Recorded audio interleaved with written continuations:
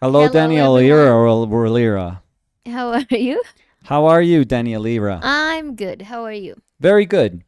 So, first thing that's pretty evident today is that we're not going to do visual correspondence. Yeah.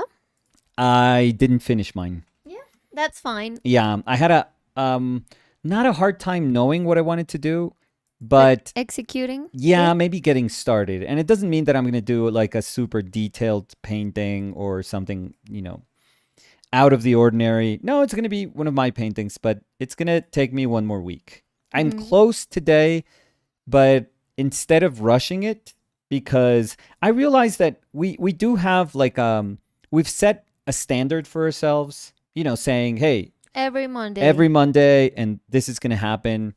And I like that. I like having certain rules that we can try and follow, but I think the important thing about that is that we can try and follow them. Yeah. And sometimes, you know, we don't have to follow them. Yeah. And because in the real world, some paintings, not because they're super elaborate or they're really tough to paint or, any other kind of subjective reason, sometimes they're going to take more time, and that's fine. I think that that's perfectly Yeah. fine. Yeah. We're not machines. Exactly. So I think these days serve as a reminder that we are people. We're Yeah. regular people Exactly. working, and sometimes painting is easy or seems easy, and sometimes painting is tough. Yeah. And I'm not saying that it was tough, but it was harder for me to try and figure out what I want, Mm-hmm. what I wanted to do, and I did it all from my imagination at first, and I think that's where I had like some gaps. So it took me a little time to identify, okay, I actually need help with this or with this little area, with this little part, and we can, dive into that next week.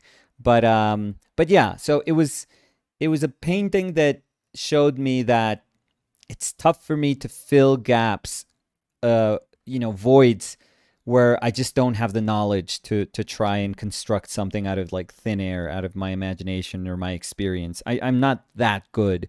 So I think I was fighting it.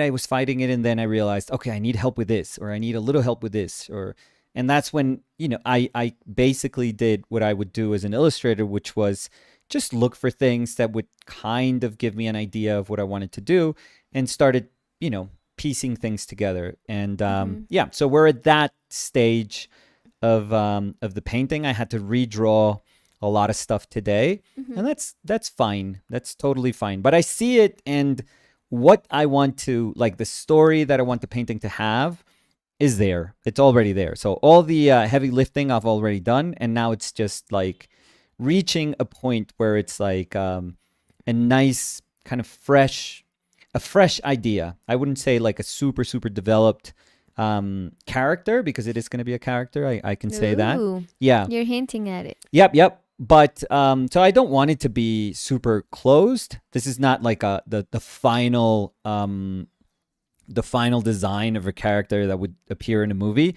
This is like an idea. Mm-hmm. And the cool thing about ideas is you can just, you can go as overboard as you want, but you don't have limitations. And I think that that's the important thing with us, to Mm-hmm. remind ourselves that we don't have limitations in terms of scheduling, and that we don't have limitations in terms of what we want to do. So, Exactly. And yes. I really liked what you said about sometimes needing reference, Yeah. because I do think that it sounds contradictory, but sometimes working from imagination can be super limiting, because you kind of put yourself in a space where you say, I can't see other things because I want to do it from imagination. So I Yeah. think it's also super cool to say, hey, I mean, I can't do it from imagination, but maybe if I need like some idea to know how this is gonna look. I'm Yeah. sorry, I'm being super vague, but I have no idea what you're doing. No, but But you're not 'cause- sounding vague at all. yeah. But I think it's very important to realize that too. Yeah. Because, Yeah, to be honest with yourself and say, yeah. okay, I don't know how to do this. And not only being honest, but being flexible with yourself. Right. Which I think is super important. Yeah, because I guess my objective with this kind of fun game that we're playing is to, among my objectives, one is to, yes, push, how comfortable slash uncomfortable I feel when I'm not looking at anything. Hmm. But also it's not about banging my head against the wall and saying, oh, I couldn't do the painting I wanted to do because there were a ton of voids. Like, what good would that do? Hmm. It doesn't really it doesn't, like, a bad painting couldn't be justified by saying, oh, I did it, but I did it from my imagination. It's like, yeah, but it's not a good painting. Yeah. So yeah, so the idea is always to find that middle ground where I can paint what I want to paint as best as I can do it, with the aids that I can find, all over the place, Yeah. whatever it may be. It can be a book with an old illustration. It can be images from Google. It could be a comic book. It could be anything. It could be a little statue or a little toy that I have. It could be anything. It could be me asking Fer to pose, for a little bit just to see how things look.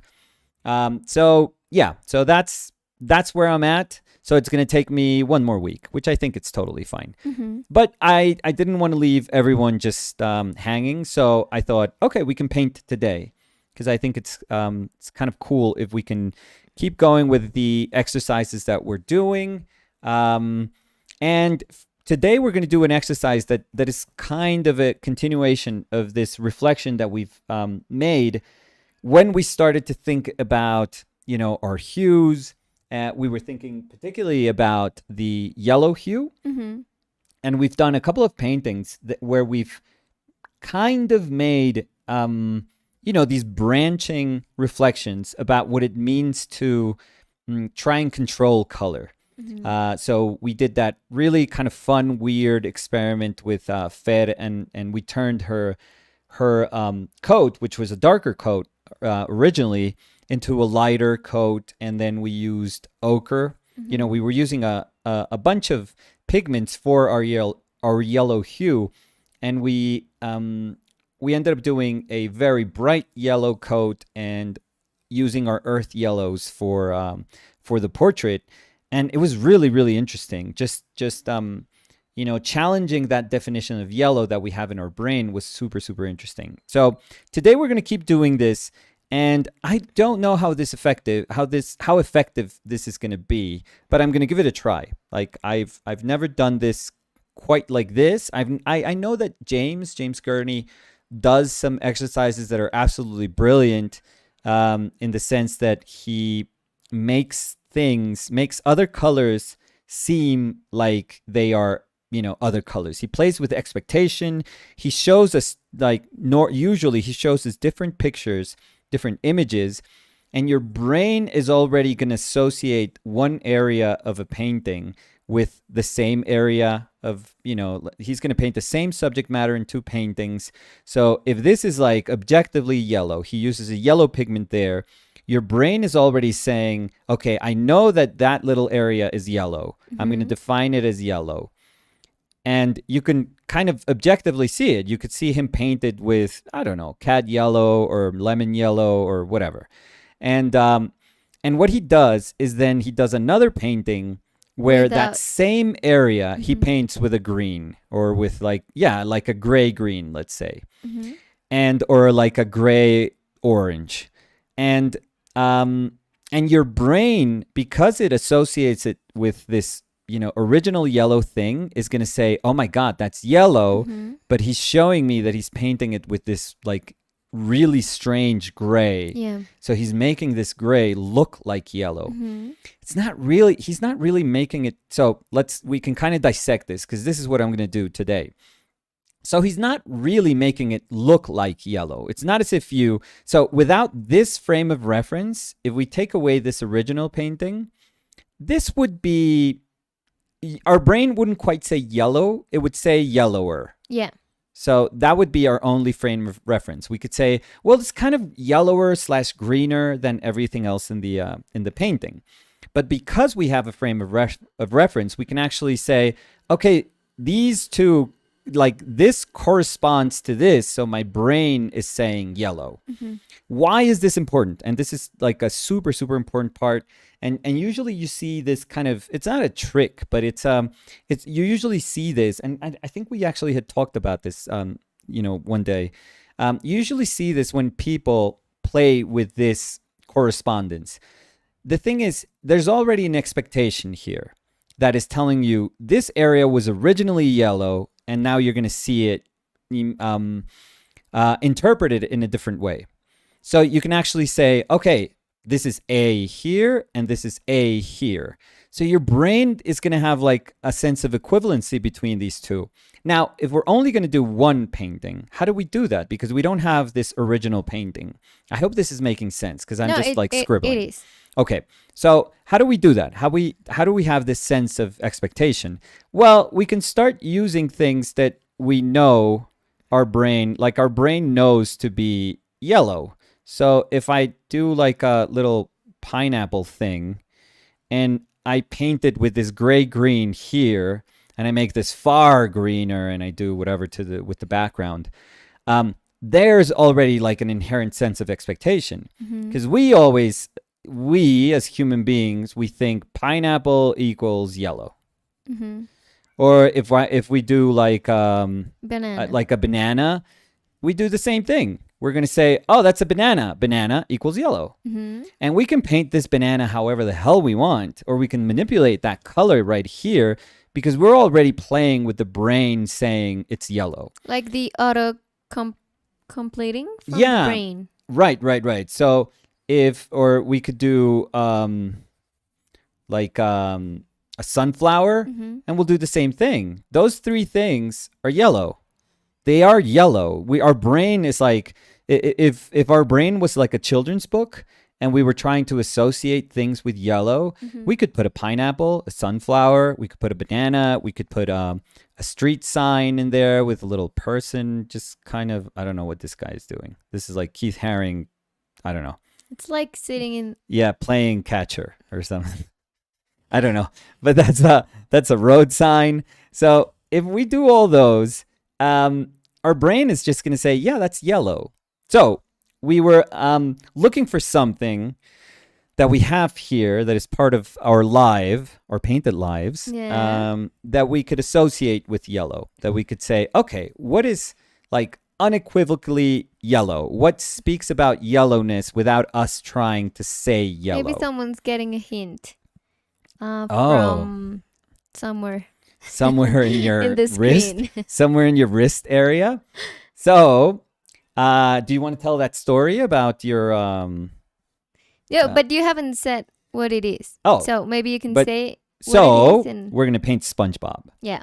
Because SpongeBob equals yellow. That's super super easy. So you were gonna say equals Danny, but yellow is good too. Yes. Which equal in terms of color equals yellow, and in terms of human beings, SpongeBob equals Danny. So do you want to give people a little bit of? I mean it's not like it's. Oh no, it's not going to take 4 hours. Yeah, it's not like a story, but no. But I used to own maybe Caqueiro, because Caqueiro is here. Oh, Caqueiro Rodriguez. I had a watch. A SpongeBob watch. The thing is that there's a lot of light here, so maybe you can't see it. But I had my watch and I loved it. It was like the best watch ever. And I don't know how it broke. When I was maybe 12, 10, 12, maybe. It broke because you were 12. No, at 12, everything breaks. I know why. Because, this is the watch, and you can press the button, and the pants go down, and you can see the time. So I remember I was at school always doing like this, like all the time. You were 12. Yeah. That's, expected. And I don't know how, but the lower part was detached? Detached. Yeah. Not detached. No, you could say, you could go with your detached. Yeah. So, in other words, I lost the watch, and I remember I told you the story. Yes. And you were like, "Oh, that's a super cool watch," and then you got it for my birthday. Yeah, we found as it. a present. So I love it. I have it, and I'm not gonna break it again. Well, not At right least I now. hope not. Yeah, Yeah. not right now, but Yeah, but it's amazing. I mean, it's like the retro. Uh, I mean, yeah, it's the same clock I had. I had no idea you can get it you can still. still, yeah, on eBay But you can find it. You can find it. yeah, that's It the wasn't it story. wasn't it wasn't super, it was hard, but not super hard to it's not one of those things that you're like, "Oh my god, where am I going to find this?" But And it then was a nice maybe, surprise, I yeah, yeah, felt. yeah. And also, it's good that it's not like, I mean, I don't know how expensive it was, No, but no, no. No, I it's not wouldn't. like crazy No, no, no. retro No, no, no. It's pricing. not. So, It's more of a nice. It's one of those things. We do this with each other that we listen to each other. yeah. So when we overhear the other person talking about something that was kind of cool, we always kind of make mental notes, Yeah. and it's not as if every time we can give each other like presents that are like super meaningful, Hmm. but we like to give each other things that they don't have to be expensive. They don't have to be nothing. But it's almost like a way of telling each other, I was listening to you, Yeah. and I know that this mattered to you. So I even that's have it. a photo uh, Yeah. It's super of cute. it was, I think, my 10th birthday. Yeah, it's super And I nice. had a broken elbow. Yeah. And I was like standing, And you were rocking your smiling watch. with Yeah. my watch. Yeah. So, yeah. So that's very cool. So let's no. I'm not trying to say, okay, let's stop the story. Hmm. Um uh that's super cool. But we have to paint it. Hmm. So here comes like the tough part, which is how the hell do we paint this? Because what I'm gonna do, I don't have like a gray green, but I'm gonna use yellow, what? Raw sienna. I'm Hmm. gonna use raw sienna as my yellow. So my raw sienna is gonna equal yellow. And we're gonna try to see if we can make this look like SpongeBob. Okay? Hmm. What the hell was that? Sponge. Oh my god. What's that? I'm It's like, trying to write SpongeBob. is it wrench? SpongeBob. Yes. There we go. Hmm. Um, so we're gonna try to make him, make it look like that. Now, here are the ground rules. Obviously, we're not gonna cheat because why bother then? We're not gonna use that bismuth yellow. We're not gonna use that yellow ochre. We're not gonna use. Well, that was my raw sienna when I painted. This was the transparent yellow oxide lake. Hmm. So we're not gonna do that.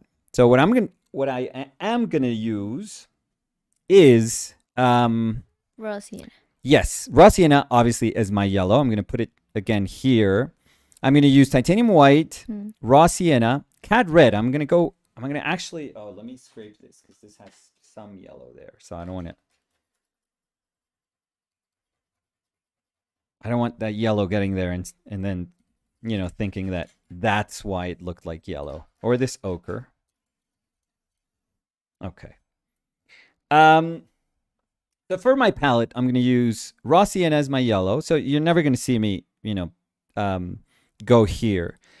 Cad red as my red. I was thinking about using magenta, but not really. We'll go with cad red.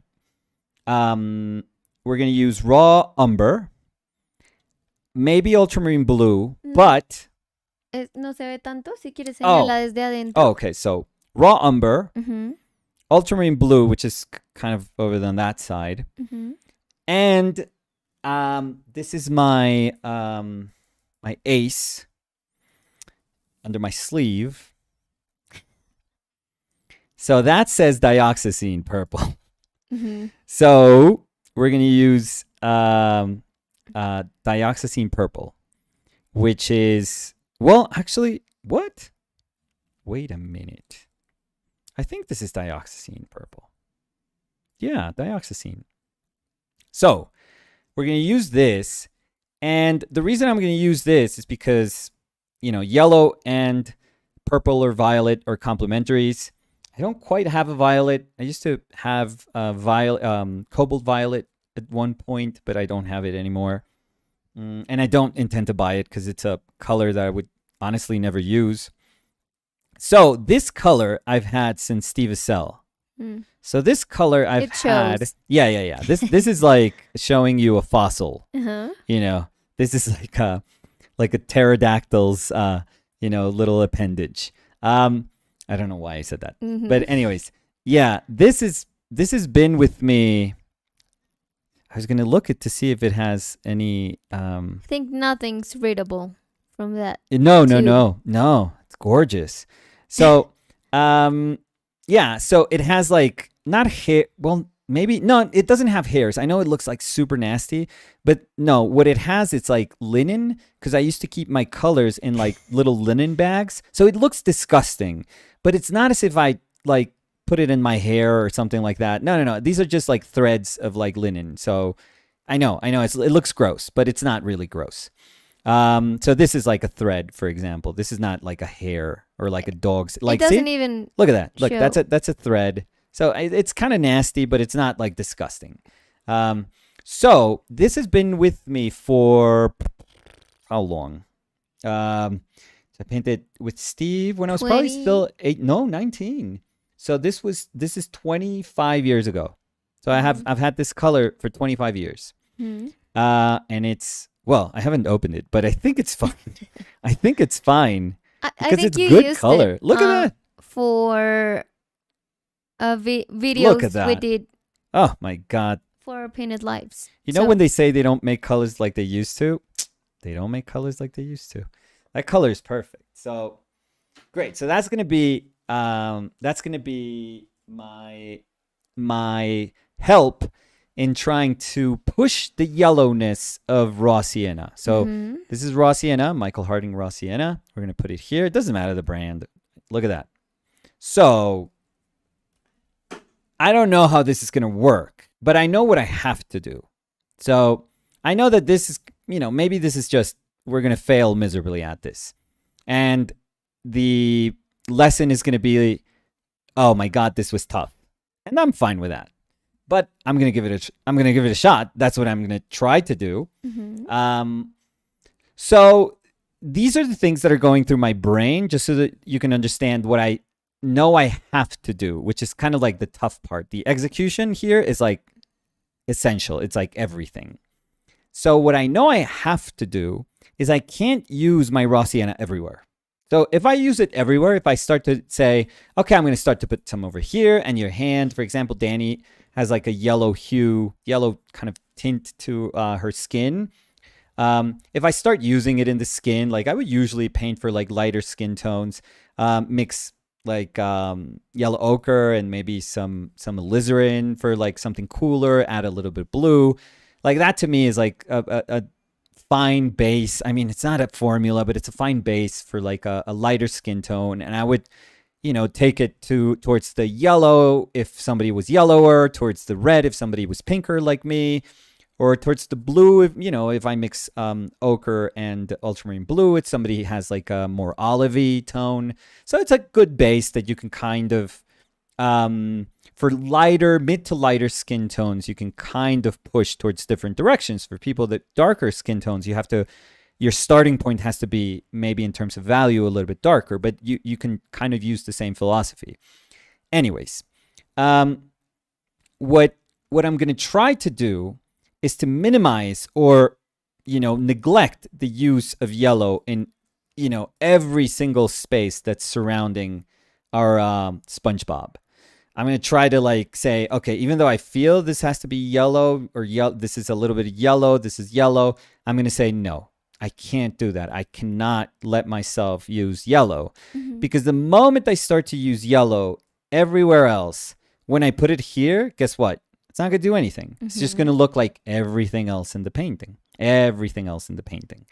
So this is the tough part because we are going to try to make that look like yellow, but the one thing that we're going to ask is for me, the one thing I'm going to ask you guys is to let me kind of manipulate every other color that's surrounding that yellow. And hopefully, and that's a very Delacroix color theory thing, but for me, that's going to be the most essential. So we should get started. Enough chit chat, and let's get started with this. Okay, so I hope this is interesting for people. For me, it's amazing. well, I at love least doing for these me it things. is. So Oh, I love doing these things. so let's say hi. Yes. Emery Borch, Cody Winnicky, Bernadette, Nathan Parrott, Carrie Wollerich, and Catherine Kenny. We're saying Mhm. hi. Hey, everyone. How are you, guys? I was going to say good. Musashi dice buenas tardes. Buenas tardes. Hola, Musashi. When you were talking about not doing the visual correspondence, Yes. Bernadette Neff said, always refreshing to hear your honesty and truths. Oh, we're not. Yeah. It serves no purpose for us to either to push ourselves just to show something, because that should never be the case, because this isn't like, we're not illustrators working on like a schedule, on like a deadline, and we're not working for a show. We're not working. No, I mean, it's good to have discipline. Yeah. And I think our channel has shown that we have discipline. Yeah. Like, we don't have to try and justify ourselves. No, it's there. But there are certain times that it's just, it's taking me a little bit more. So it doesn't matter. Yeah, and I think it's also healthier if we want to keep doing the visual correspondence longer. Yes. To not understand it as a deadline. Right. Because then we're not going to enjoy it. If so. we can meet it, great. If we can't, fine. Yeah. Esther dice, hola, buenas tardes. Buenas Hola, tardes, Doña Esther. Caqueiro dice, hello, ¿cómo van? Hola, Hello, Cacaíto. Kakaro. Y hola, Santi. Si de pronto Santi está viendo. Siempre sí. Luis Fernando Bernal dice, hola, primera vez desde el inicio. Uy, grande. Yujú. Luis Saludos Fernando. desde Bogotá. Nosotros, Saludos también desde Bogotá. colombianos Luis que salimos de jornada, una jornada electoral curiosa, y nos espera un momento aún más curioso en 3 semanas. Vamos a ver cómo nos va. Margo Delgado dice, hola. Hola, Hola, Margo, ¿cómo estás? Buena jornada. No, Todo termina en A, todo Nicolás. termina en A. Sí. Necesito un saludo, por favor, que no termine en A, que nos ayuden. Un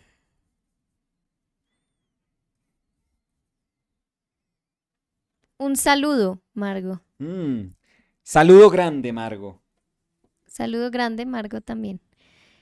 Alejandra Ardila dice, hola Dani y Nicolás, pintaré con su buena compañía. Qué bueno, Alejandra, qué bueno. Chévere siempre saber de usted, así sea aquí indirectamente, pero siempre me gusta saber de Alejandra. Robin. Half of our rows. Yeah, so in my mind, row. Row your boat. I was saying hola. Okay. Hi, Robin. How are you? Vicky, Víctor Mosquera. Vicky. Dice, hey, Nico. Vicky, ¿en qué lugar del mundo se encuentra? Usted que es un globetrotter. No sé si está todavía. Sí, él se va, él saluda Sí. y se va. Mossy was saying, hey, guys. Hey, Mosi. Ricardito. Ricardo estaba diciendo amiguis y un corazón. Mis amis. Estoy alistándome para salir, pero solo quería decirles que los quiero mucho y los veo hasta que me tenga que ir. Lo mismo. Hi everyone in the chat. Lo mismo. Un abrazo también para Ricardo.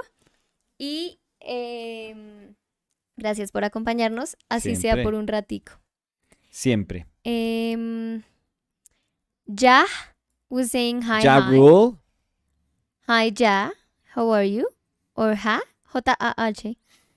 ¿Ah? Oof. And what's the last name? No, ese es el usuario. Oh. No. J-A-H was saying hi. Yeah. Marcelo Peralta was saying hi chat. Hi Danny and Nicolás. Hey, Hi Marcelo. How are you?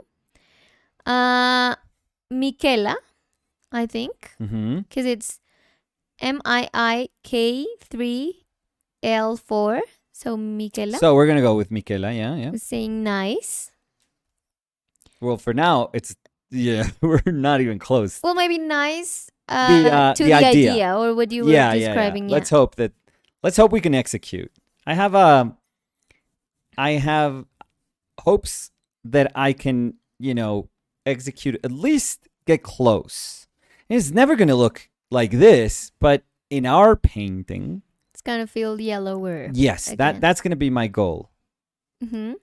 Miguel Martínez dice saludos desde México, Dani y Nico. ¿Qué dice Miguel? Hola Miguel. Gabriel Bejarano Peñalosa dice saludos y mi admiración por esa pareja tan bonita. Ay, muchas gracias, muchas Gabriel. gracias, tan Muchas gracias. amable. Esas flores muy Mm. bien recibidas. Eh, Mhm.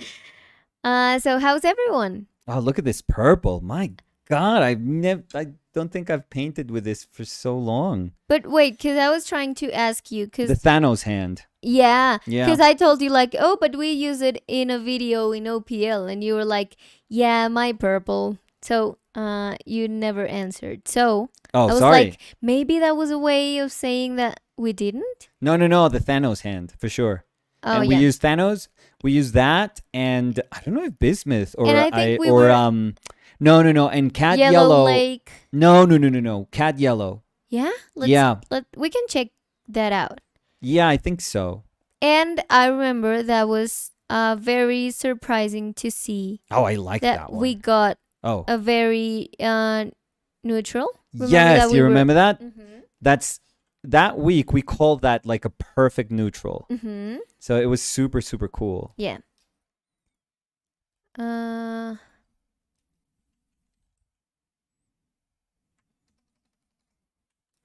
That's kind of early. I think it's one of the early ones. We were doing paintings with complementaries. And I remember it was on linen. And I also remember that I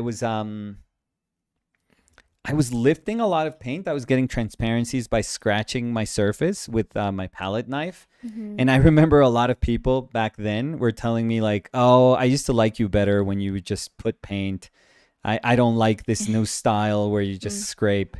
And I thought it was hilarious. Yes, it was May 15, No way. So it's- 2020. wow. So this is almost 2 years ago. Yeah. Almost? No. We're over 2 years ago. Yeah. Yeah, that's amazing. So what did we learn today? We learned something about our channel today. Oh, Yeah, we super learned interesting. that today is our birthday. Yeah. Birthday or like Well, anniversary? I don't know how to say that. Whatever, whichever. From the date we created, or you, because I mean, you created the channel yeah. at the moment. I mean, I started it. In I started 2018, yeah. I put an email to it and I called it OPL. Mm-hmm. So wait, because wait.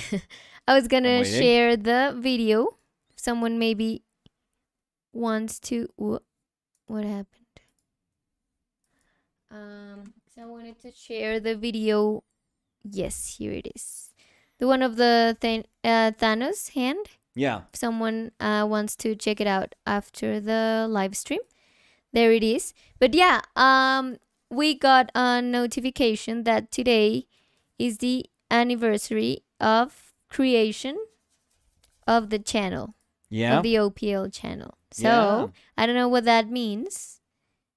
Maybe nothing. Nothing that I But that I I put mean- an email. yeah, I opened it with an email.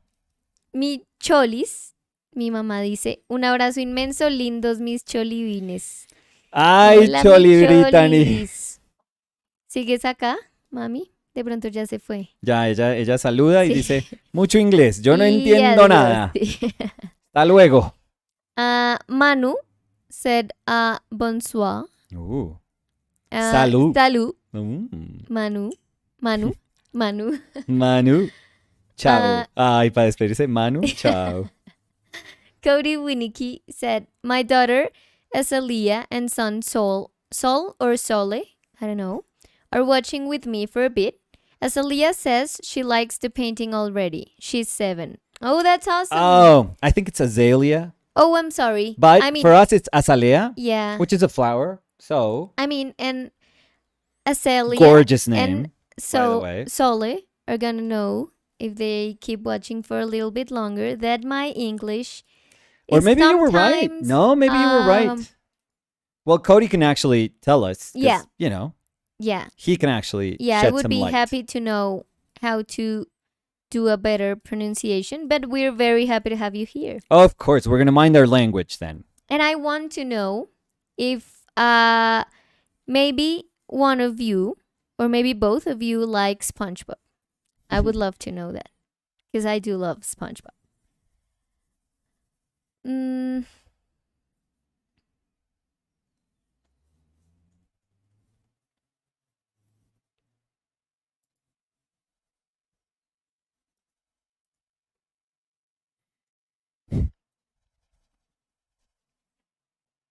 So what I'm doing is I'm kind of surrounding it with.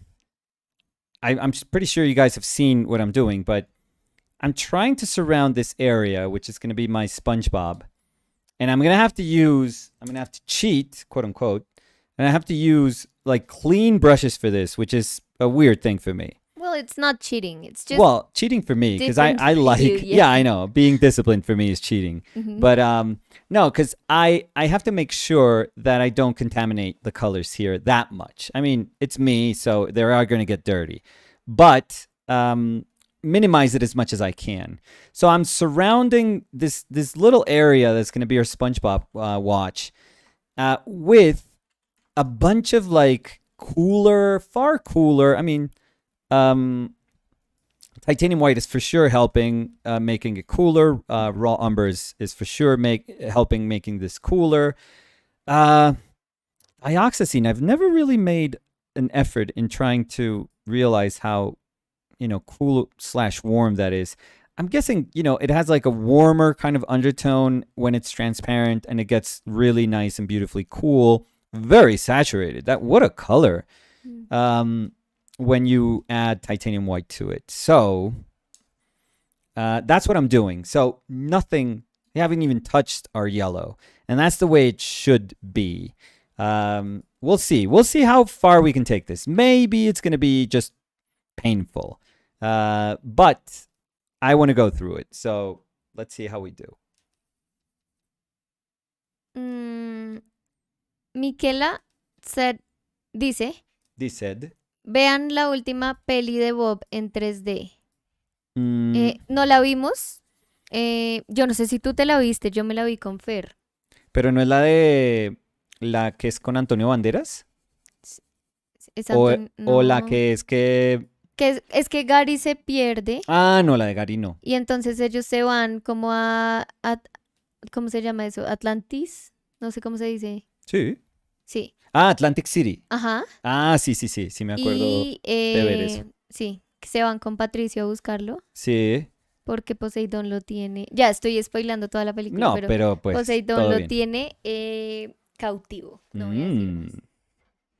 Y algo pasa o es un flashback nomás, que lo muestran como chiquito a Bob con Gary.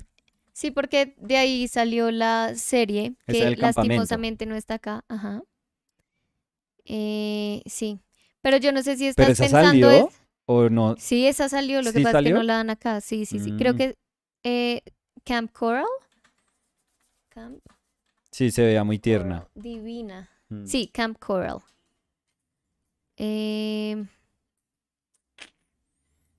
Que me ibas a decir algo, creo, pero no No, supe. que de pronto el que estás diciendo es porque sale Keanu Reeves. Ah, cómo Keanu se- Reeves salía en Ajá. ese, sí. Manejando un carro, me acuerdo que salía. Y sale en una, ¿cómo se llaman esas bolas que giran en el desierto? Como de espiga. Como Tumbleweed. Esas. Sí. Miquela dice, hermosa. Sí, Sí. la peli es que todo de Bob.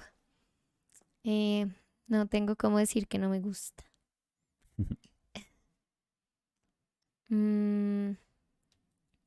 I was gonna ask you if you're Me? okay, yeah, with me changing the name to Yes, anything painting you want. SpongeBob with raw sienna as yellow. Oh yeah, we want those SpongeBob I just want to have a searches. SpongeBob video in our channel. Okay, no, fair, fair. Painting SpongeBob We owe him a lot, so yes, for sure. with Bro Sienna as yellow. So save.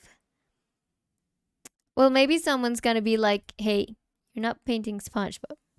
I I only know, see a hand." I know, but it's like we're getting there, Yeah. you know. It's Patrick's hand, pink. That's right. It's a little pink. Yeah. Mm, I could be Patrick. You could be. You're the yellower one, and I'm the pinker one. So yeah. I think it fits. Well, I don't know if the personalities Oh no. are quite correct if you were gonna be Patrick. I don't Yeah. think so, but No. I mean, he's great, but bit of a doofus. mm, You know more about that universe. Who would I be? Like, if you have to, of the extended universe, we know I have no idea. try. Like the closest. Mm, no. Porque puedo ser calamardo en algunos momentos. Yeah, but that would be like saying that you are like kind of grumpy. And I Yeah. don't think you're grumpy. No, I have my moments, though. Mm-hmm. ¿Cómo es que? Squidward? Squidward, yeah. Yeah, I have my Squidward moments, I feel. Yeah, but I don't think you are quite Squidward. But I mean, to be fair, he's an artist. Yeah, so. So he plays the clarinet, Yeah. which you don't. No. Not But even that could be my painting, let's say. Yeah, well, he paints And he's a painter. Yeah. and plays the clarinet. So. Okay, so he's got me beat on Yeah. that. Twice the artist I'll ever be. Yeah, I don't think you are Squidward. Patrick? No, I don't think. Maybe you're SpongeBob. No. Why not? No, because he has like I do have that outlook on life, like that sense of wonderment and just being, kind of blown away by anything. Like, oh my God. I kind of have that, but I think he's far more innocent. Like, that's Yeah. what's beautiful about SpongeBob, that Yeah. he's 100% innocent. Yeah. Yeah, so maybe not. Cody Winnie Q was saying, what about Nicholas as Barnacle Boy? Oh! No, because he's kind of grumpy too. he's But which always one of like, those nah. two is the cooler one? The less grumpy one. I don't know how to call him Sirenoman, but I don't know how the name is in English. The one that's not Barnacle Boy. A Mermaid Man, I think. Yeah, maybe. Yeah. No, because he's always like super lost. Okay. Give me 5 years. And no, I don't think you are. Give me 5 years in a remote control. Sandy Cheeks, I don't think you are. No. She's probably closer to you. No. She's energy, a little ball of energy. No, she is a scientist. Okay. Super good at sports. Well, Maybe my sister maybe. is Sandy. Okay, yeah, sure. Let's see. The thing is that I know the names in English too. So Oh, I don't.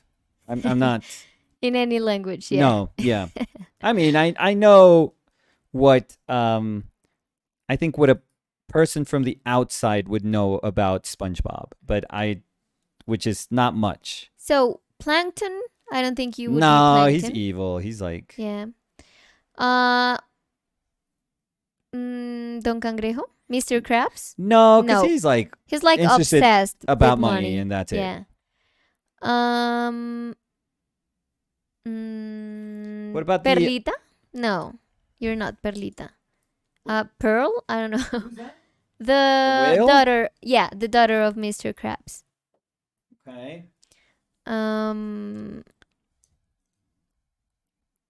Robin said plankton. No. Oh my God! Thank you, Rob. And you've actually met me, so thank you for that. He's like the evilest person in there, the evilest character in there.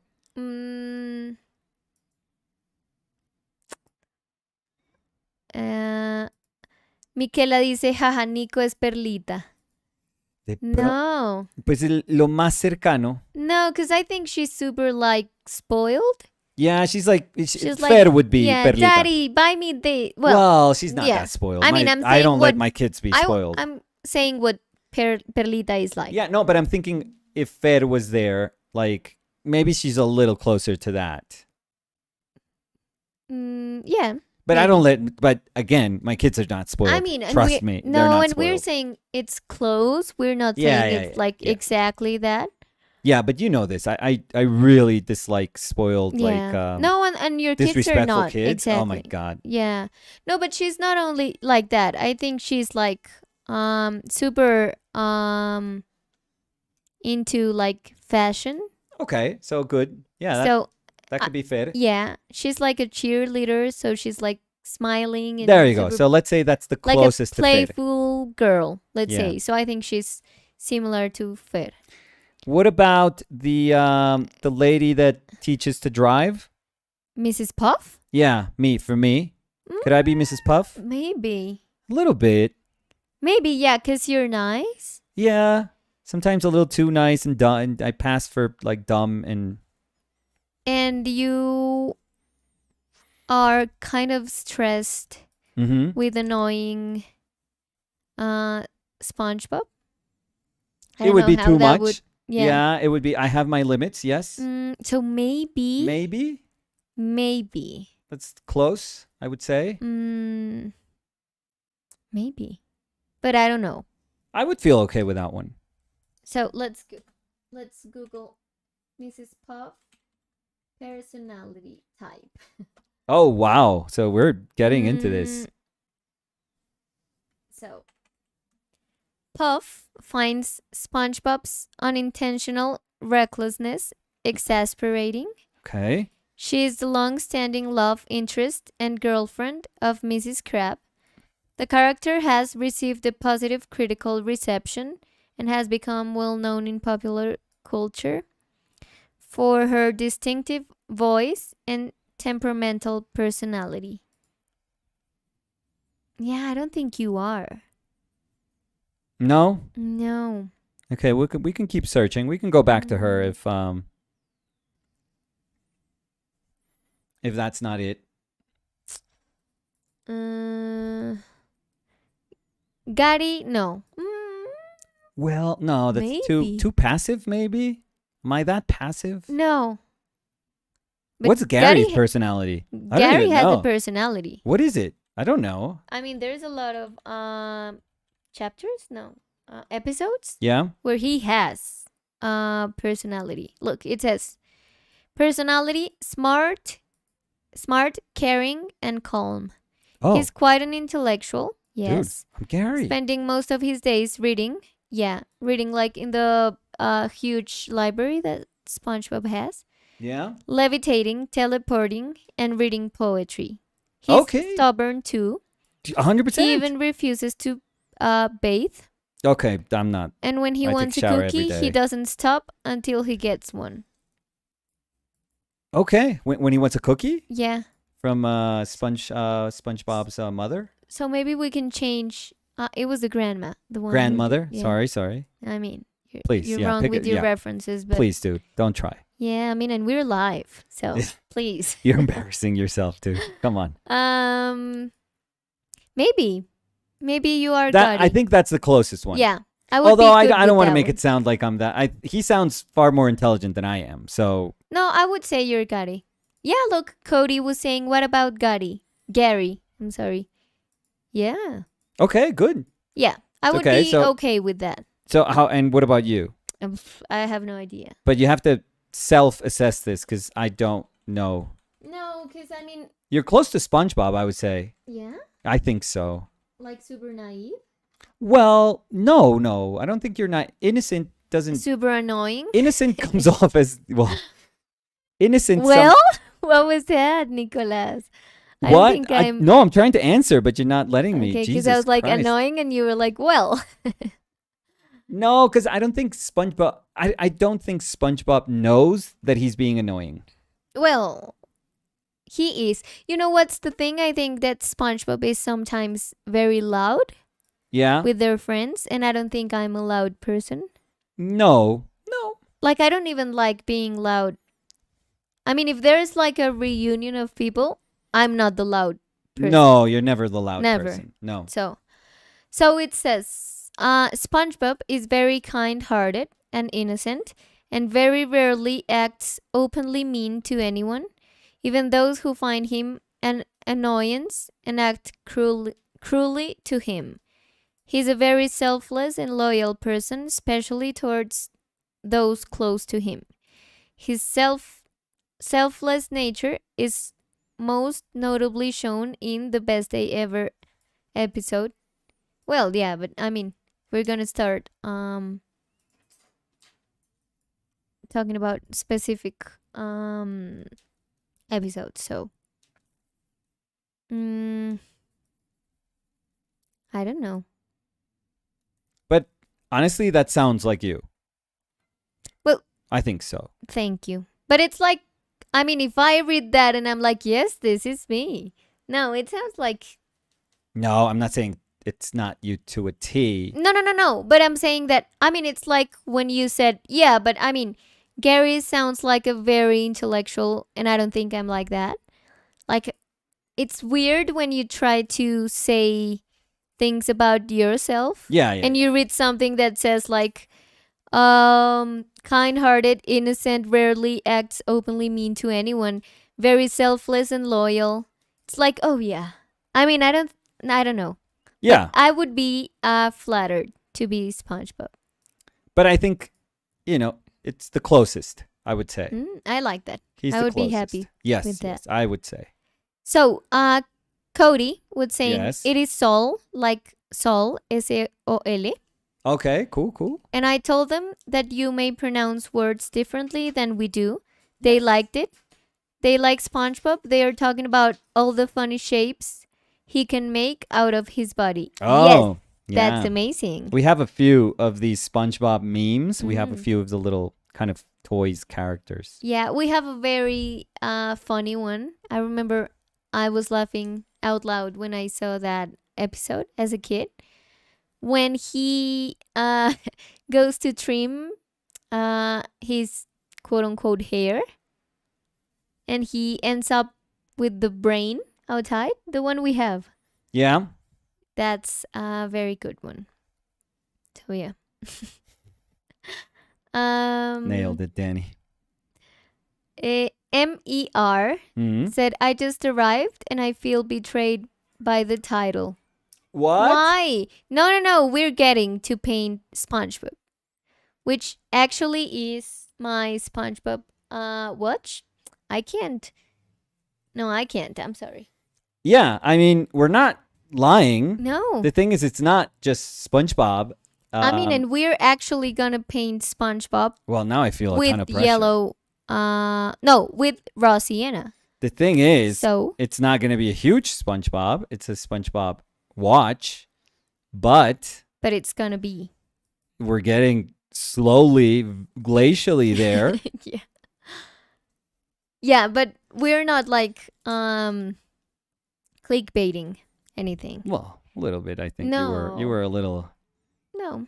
you were a little hungry for the change of Hungry. the title of No, the video. no. I was just, I mean, for me, it's amazing to have a video in our channel that has SpongeBob as a part of it. Fishing So- for clicks. It's all about the Nicolas. clicks for you. No.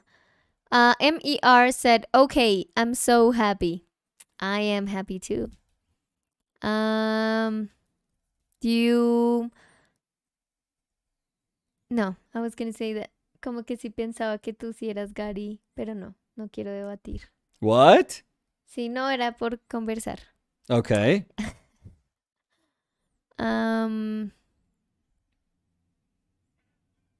Okay, this is way tougher than what I anticipated, but we're doing it though. Still doing it. The Rossi and SpongeBob? Of course, this is like Earth. Yeah. But I mean, it feels No, yellow. we're gonna get close, but oof. Oof. Oof. Yeah. Um, and if you have to choose, Yeah. what's your favorite SpongeBob character?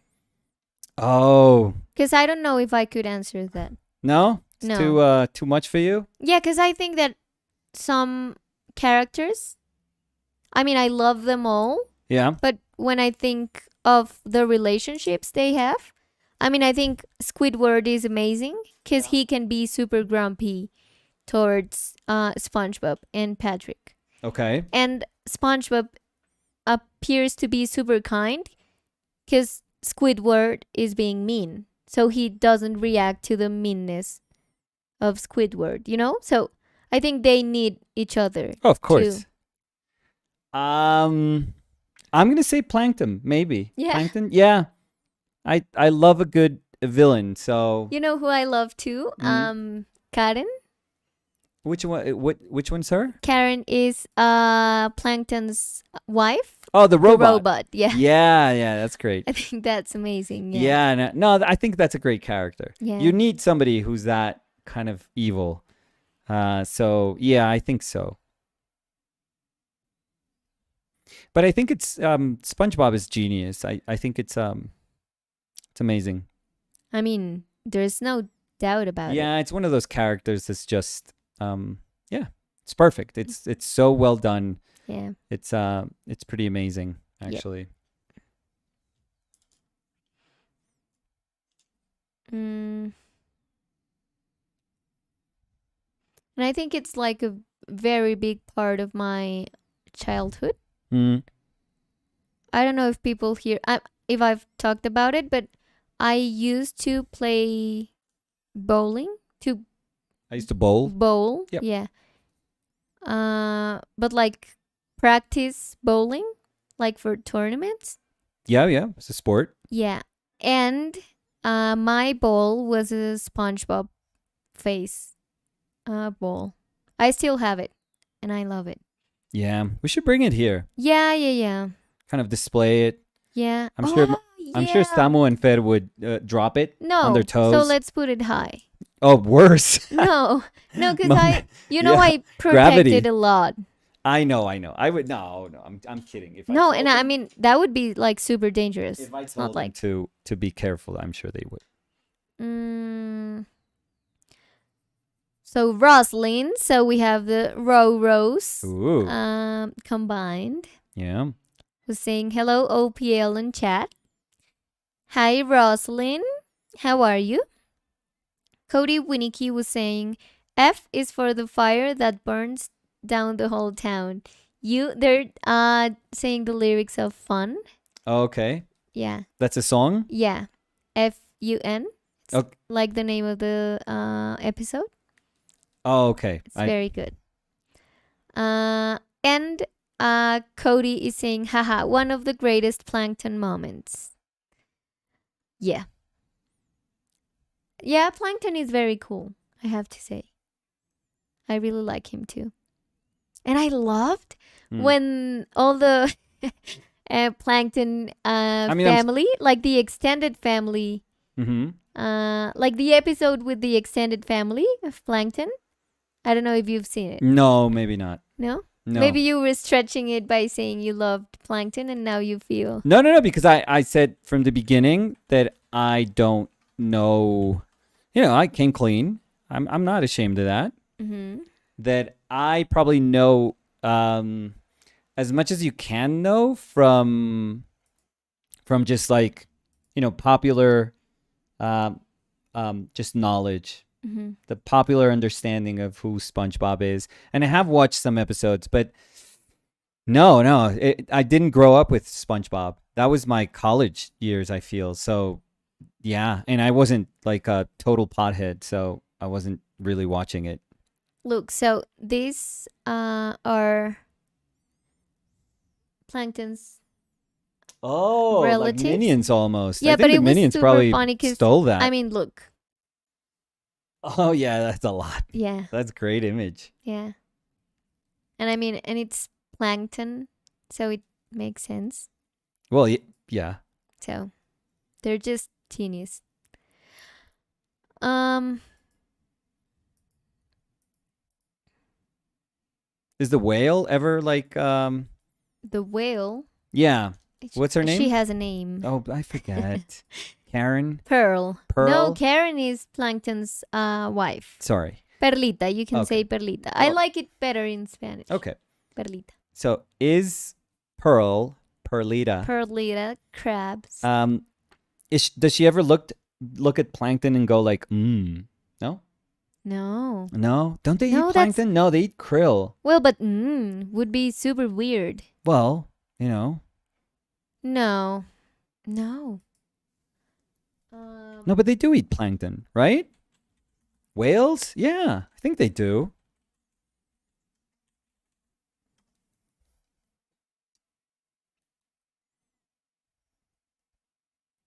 Mm,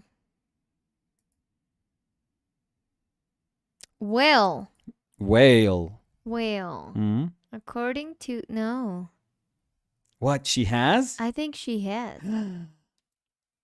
Well, it just makes sense. Oh, I think I remember I could have been Yeah, a writer the- for this. I could have done screenplays for the this. episode where he has like the I don't know how to By say the way, you this got really without- excited there. Yeah, no, because the episode is amazing. I don't know if you can turn your head for a second. Mm. This happened. Oh, the butt? Yeah. Little butt? Yeah. And does she see the butt and go like, no? No. Am I reading too much into it? Yeah. So what happened? But what were you going to say? Because I thought we were in the conversation. If Where's- if she's ever been, Your SpongeBob episode. Because I remember when he tries to control SpongeBob's brain. mm-hmm. So I think it's this one. An episode called One Course Meal. Okay.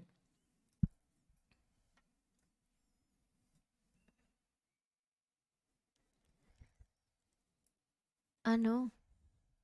No, he doesn't. What? No, so he's afraid of Perlita. Yeah. For what I can read, it says, then Pearl comes to the kitchen and being afraid of whales, Of course. uh, Okay, but it makes sense. Because they eat. Plankton runs back to the chum bucket. Okay, but that And makes then- sense. It wasn't Perlita, but Mr. Krabs in a costume. of Okay. Perlita. There you go. That's proof. Mm-hmm. Of course he's afraid. I love that we've been talking about SpongeBob for more than 1 hour. And this is SpongeBob. Yeah. That's all we have. Rosalind said, little update. I'm Yes. fine, first of all, but I'm in the hospital. What? Wait, you can't start. Well, no, thank you for starting saying I'm fine. So tell us what happened. I What happened? admitted last night and we'll be here for a few days, I What? think. I'm usually super private, but we're all friends here. Good vibes appreciated. We're sending Okay. you all of our love. Yeah. Ro. You know you are the row to our boats. Oh, oof. So, I mean, that didn't make her feel better. We got to do better. She needs better, Danny. but better, I mean, I don't know how to say like loving things in English. It's like, I'm No, stuck. you do you. If you do you, it's always good. oh, I thought that was your way of saying something loving. No, oh you no, do no. you. Yeah, you do. Yeah. I know that she's gonna appreciate it regardless of what you say. So Yeah, but we send you our best energy and yes, for sure. we're gonna be super pendiente. Mm-hmm. How do you say that? No, you go for it. You. No, please. She's gonna love if you say it the best way you can. We're Pendant. No, we're gonna Pendiente. be super in Pendant. touch with you. Well, we don't want to bug her. If you can, to know that you are okay, because we really want you to be okay. Yes, for sure. Roslyn said, I always appreciate you, Danny. You're the best always. That's so nice. You are the best too. Row. And you have to be good for our house hunting. Yes. I mean, if that's not like a good push enough to get better, I don't know what it is. What I would mean, be? I would stay in the hospital, to be honest. Well, but you. I would be like, yes, hospital food. Yeah, the Daily Lump was saying, great vibes to you. And Roslyn said, Duck walked in, gotta go.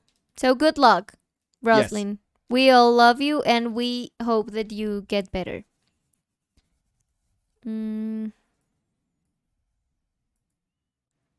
Michaela was saying, everything's gonna be fine. And some JLFC Fire MC said, Ooh. where is SpongeBob? Oh, see So what you it's did? forming. It's a SpongeBob Oh clock. my God. There's This so clock. much expectation, Danny. I told you. I'm going to buckle. So, I mean, it's gonna be there, but it's a process. So- Yeah. Just think of this as Patrick's hand. Honestly, that's going to be my way out. So, Well, the pink is kind of accurate to Patrick. yeah. I'm gonna have my clock too.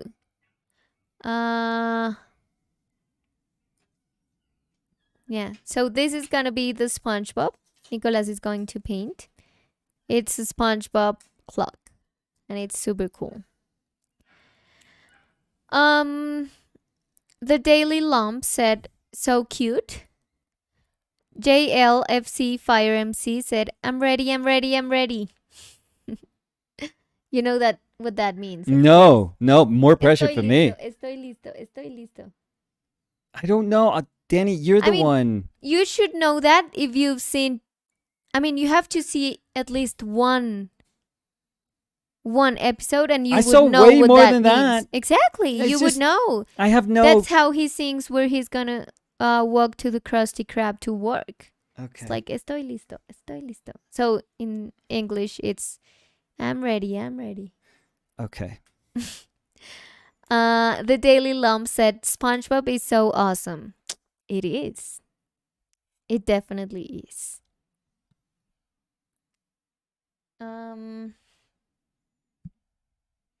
So many people disappointed, Danny.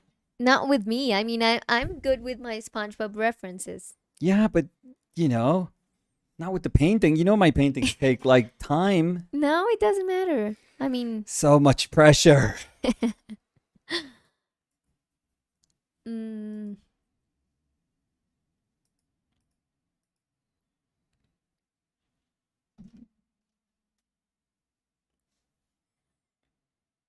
I had to move the drawing. Of course, I had to move the drawing also. The Daily Lump was Mhm. saying, I feel so special that you're reading my comments. No, I mean, Oh, in this channel? we're always reading everyone's comments here and trying to answer to everyone. Why were you laughing? Because I thought that you were going to say, so you're not special. No, but I was going to say that I'm kidding. it's important for us. No, that's our thing. We, read comments and hang out with real people. So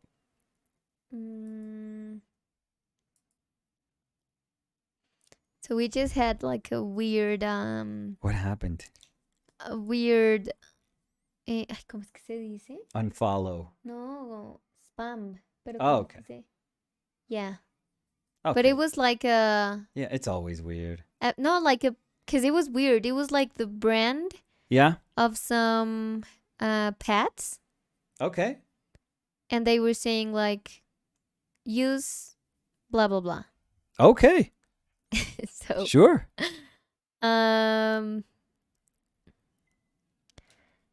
let's see. Javi Hav was saying, Mm-hmm. the pressure is on Nico. I know Oof.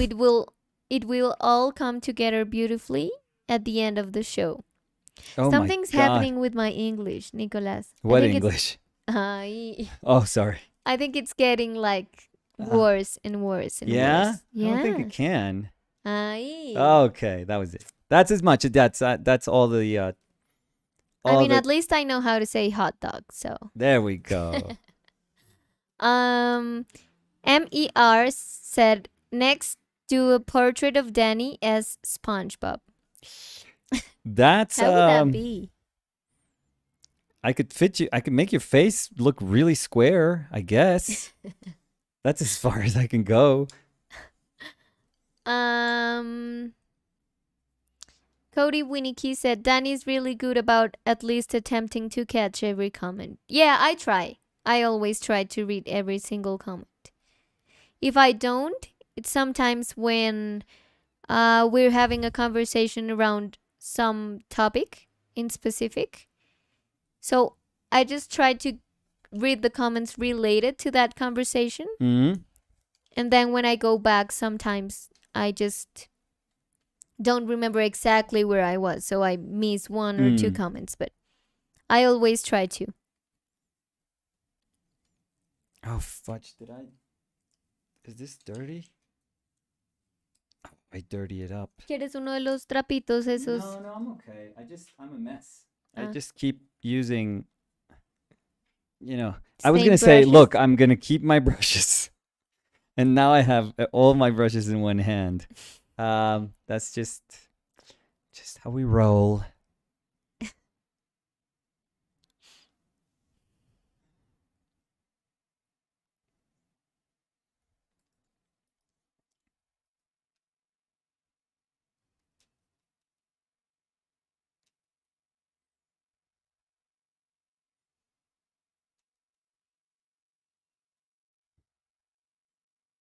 And how do you feel painting with different brushes for different colors? I don't do It- my instinctual. I miss being super free Mm-hmm. because I'm usually not this careful. I mean, I'm not being careful really, but I'm usually not at all careful with my brushes. So um so it's like my brain is hurting trying to remind myself, okay, grab the other one. The other one. Sam was asking best varnish for dark painting. Best varnish for dark painting. Oof. Um well, I mean, I think what people use nowadays just a mix of they use Gamvar and they use a mix of glossy and satin or glossy and matte. That's what most people do. That's not what I do, but that's what most people do to preserve the just the nice richness of the darks, but also was this weird? No. A little bit? Yeah. No, it was funny. It Um, wasn't. But just to preserve the richness of the dark, but not have it be way too glossy. So is this it? So yeah, that's what I would say. Most people that I know use Gamvar. Gabriel Bejarano Peñalosa Mm. dice, Nicolás, Sí, señor. podría pintar directamente al óleo sobre un papel. ¿Cómo se pronuncia? Bond. ARC. Arches. Arches. Es que siempre siento que se pronuncia distinto. No, no, no. Sobre un papel arches para acuarela. Claro. Gracias. Claro, pues es muy. Los arches de acuarela tienden a ser súper fibrosos. Creo que tienen como un contenido de algodón alto. Entonces, seguramente no se le puede. Toca mirar que resista, digamos, el uso de solvente. O sea, que uno no lo esté como repasando y repasando como para humedecer tanto la pulpa que se empiece a levantar. Pero si se hace, si ese trabajo se hace con mesura, yo creo que claro, no hay problema, ningún problema.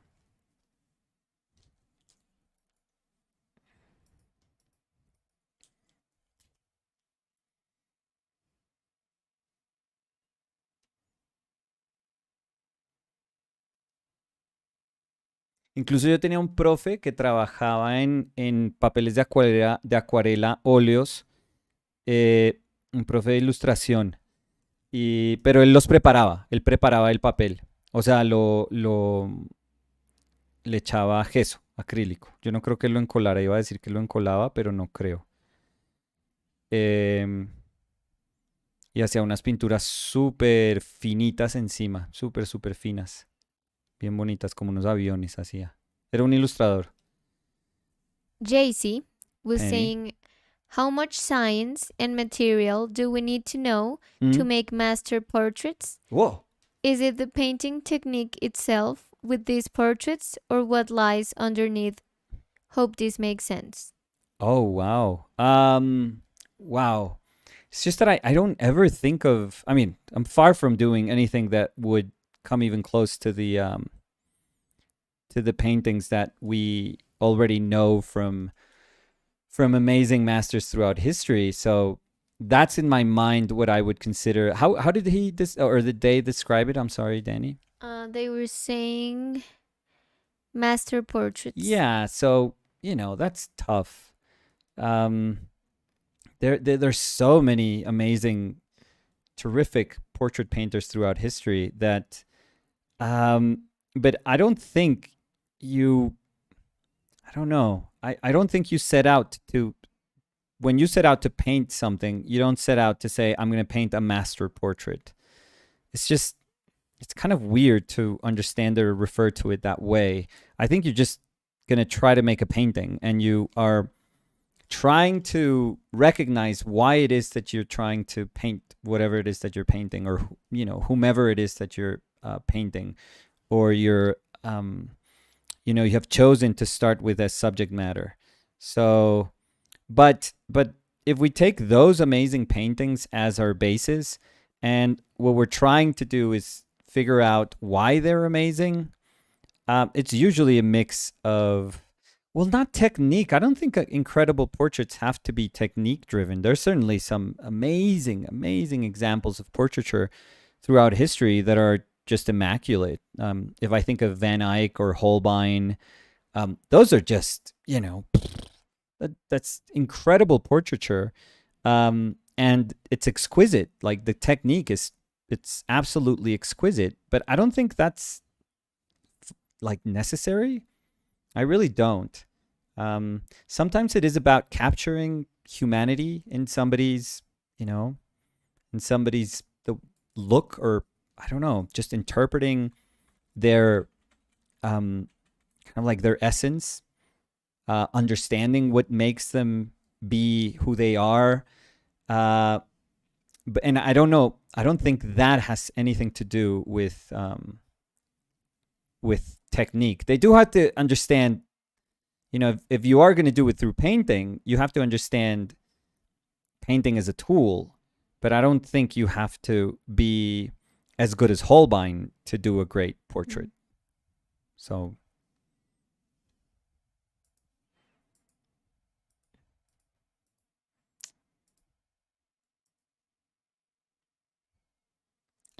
JLFC Fire MC. wow, that was a handful. Yeah, yeah. Sure. Remember they were saying the I'm ready, I'm ready. Okay, okay. SpongeBob So how? quote. What's the name? JLFC Fire MC. Okay. They were asking you what's the story of your, well, I mean, it says history of hand tattoo. So maybe the story of your hand tattoos. Oh, so maybe they're new. They're a little Maybe, new to the yeah. to the channel. So I have two kids, and many years ago. So what would that be? 10 around 10 years ago. It's going to be 11 for Samu. I did my arm. So there's a bunch of drawings of Samu in my arm here. And then 7-ish years ago, it's going to be 7 years ago, I did this other arm for my with my daughter's drawings. Then about 4, Danny? Yeah. Maybe 4 years ago, Maybe. I did the hands, which Again with drawings. yeah, over. and they're cows because my father used to work with cattle, so it was a good way of reminding me of my father. And just a couple of weeks ago, Yep. maybe what, 2 weeks ago? Maybe, yeah, it's gonna be a month ago. 3 weeks ago? Yeah. Yeah. I had my neck also, a couple of drawings on my neck of my kids. So all the tattoos I have, they're just drawings of my kids that I've kept and that are obviously super important for me. It's just a reminder of them. They're most important thing, in my life as a parent. Danny's the most important thing in my life as a individual. So yeah, I want to keep that close to me as much as I can. Just a reminder of that. So yeah. Carolina Landea dice, hola, soy Carolina Landea de Chile, admiro mucho tu pintura. Hola, Carolina Landea de Chile. ¿Cómo estás, Carolina? Landea de Chile. Landea de Chile. Ya, de ahora en adelante es Carolina Landea de Chile. The Daily Lump said, that's so sweet. And JLFC Fire MC said, neat, man. Thank you. Um, I think my kids think it's cool too, which is, that's it's not hard to do, to impress. Right now they're 10 and 14. To impress a 10 and a 14-year-old, I think it's well, pretty but difficult. I think it's harder than it was when you did the tattoos. I mean, because to impress a 4-year-old. Oh, yeah. I've told the story that I was in football practice in soccer. I used to take Samu when he was little to soccer practice in the weekends, and he told his friends, and he was very little, probably 7 years old. He told them, "Well, my dad has tattoos," and they were like expecting flaming eagles, spitting like skulls, and a Harley Davidson, going straight to the devil. And they were like, "Can we see your tattoos?" And I have never seen 7-year-olds more disappointed than that day when I showed them my tattoos. I mean, Samu was for 2 seconds the coolest person on earth, and he very quickly became incredibly lame.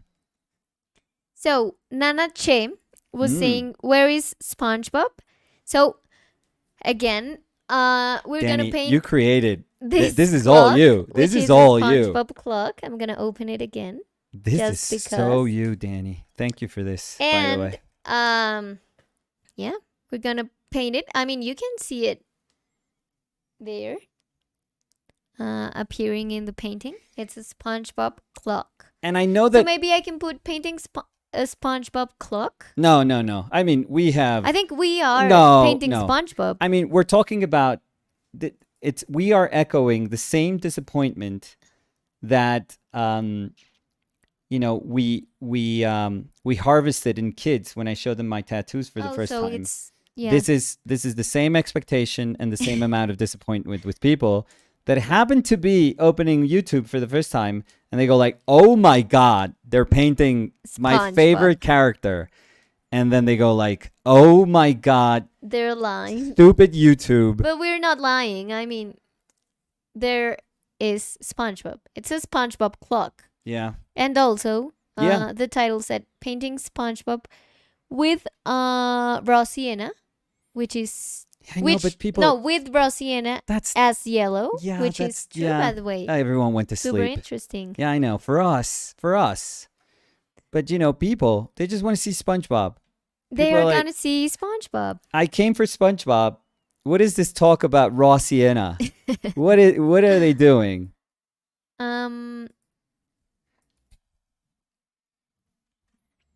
Because nobody's like, "Oh, that's a cool hand." Nobody. Everyone's like, "Where the hell is SpongeBob?"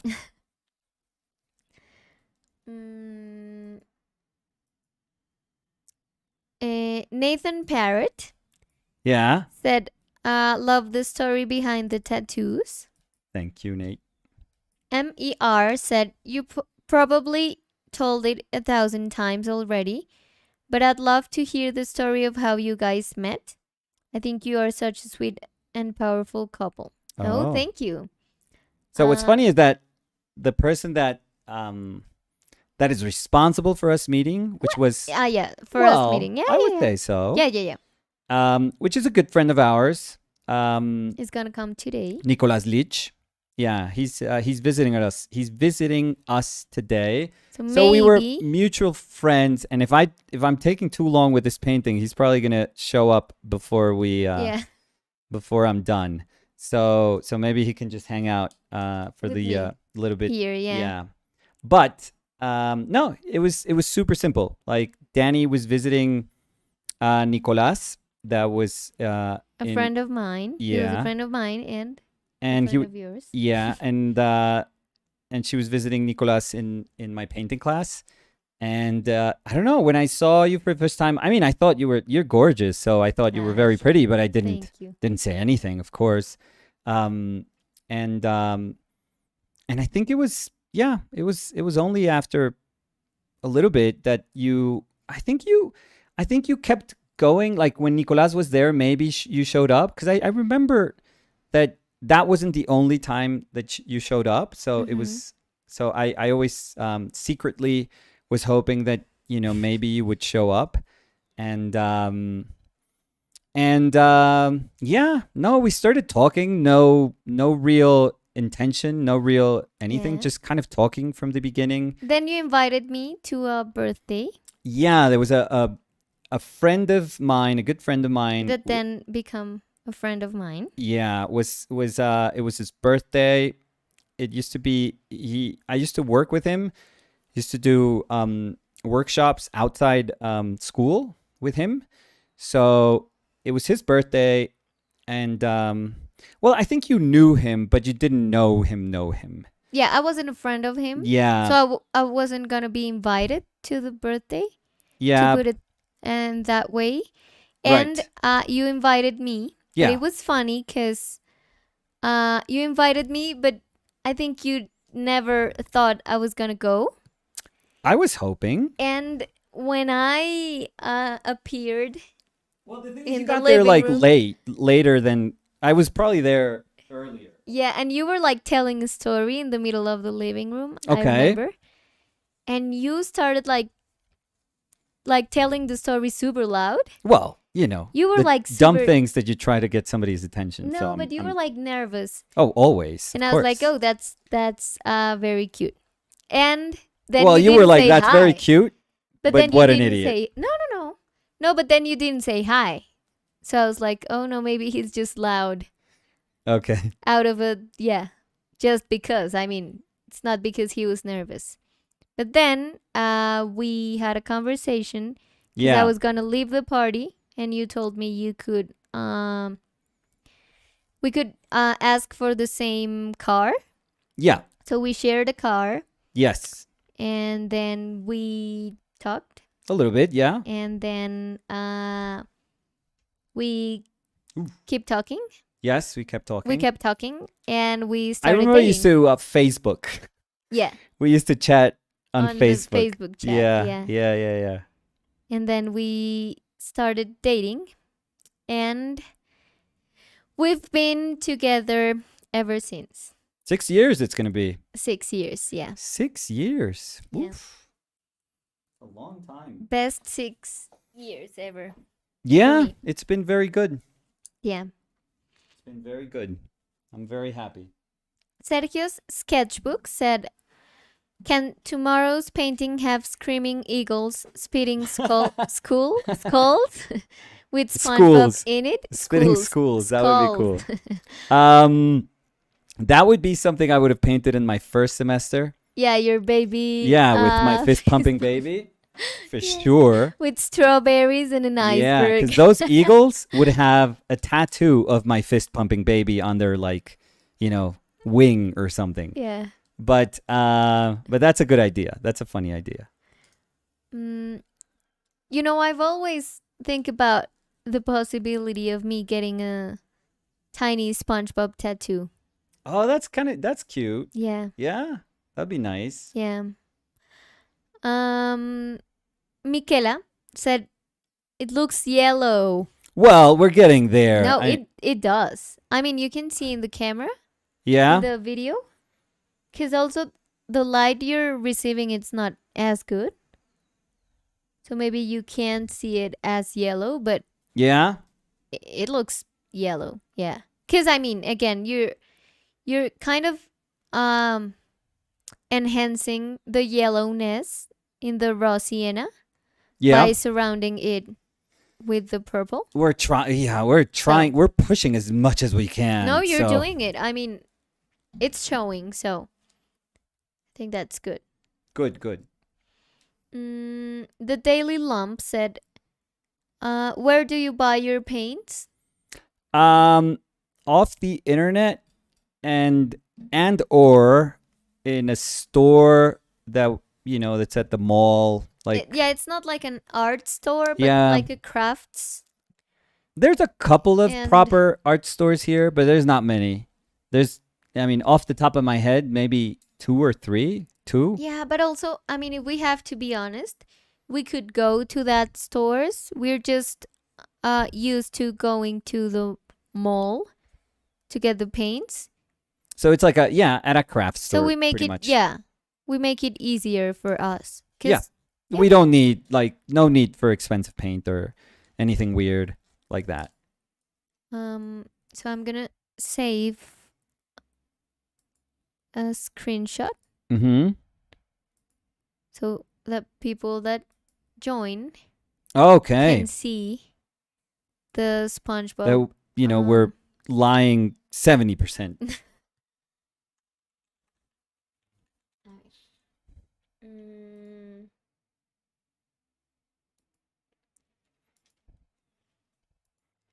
Yeah, because this is not easy what we're doing, but I don't know if people understand that it's not easy, but it's okay. what, like Yeah, just trying the to use exercise you're this. Yeah, doing? the exercise is it's just inherently Very tough. complicated. Yeah. Yeah, not the part where you have to paint a SpongeBob watch. That's kind of easy. But well, that's not easy, No, but that's like that's the just painting anything else. pretext. Yeah. Pretexto?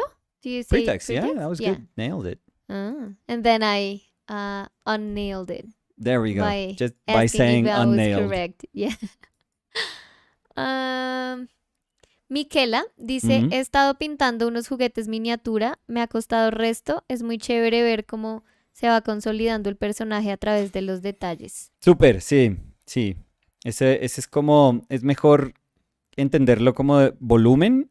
Pues bueno, no es mejor como si hubiera una manera mejor o una manera peor de hacerlo. Pero digamos que para mí es un poquito más sencillo tratar de concebirlo así. Desde lo grande hacia lo pequeño. Em, ya vengo. Ok, Voy a tomar algo. ok, Pues voy a traer algo para ti. ok. ¿Quieres algo? No, gracias. So I think we're doing okay-ish. Ish. I don't think it's super easy to do this exercise. I wasn't expecting it to be easy. But at least I think I'm being fairly disciplined with the with my mixing. So that to me is like, okay, that's a good part of this exercise then. I'm so itching to put some, I wish, because this is like a wooden table, like a light wooden table, and my brain is itching to put some yellow in there, but I know that as soon as I put it down, I'm going to ruin everything. So I can't. A lot of this is about like control, and just, stick to the plan. If you had a plan that makes sense, just be disciplined and stick to it. What were you saying? You want to put yellow where? Oh, everywhere, honestly. Oh. Yeah, everywhere.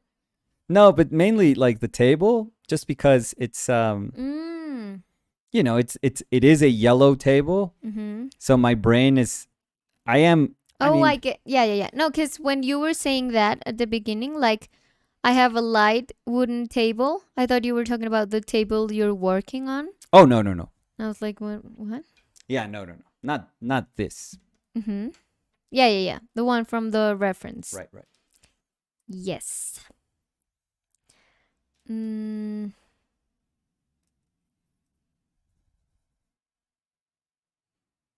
yo quiero saber si sigue Alejandra Ardila, que nos cuente qué está pintando, Y que si ya acabó que no clases, pregunté. ya casi está que acaba, Alejandra. Pues quién sabe si está, ¿no? Pero De sí, pronto, sí. de pronto. Mm, en ese momentico quise preguntar y no sé por qué se me pasó.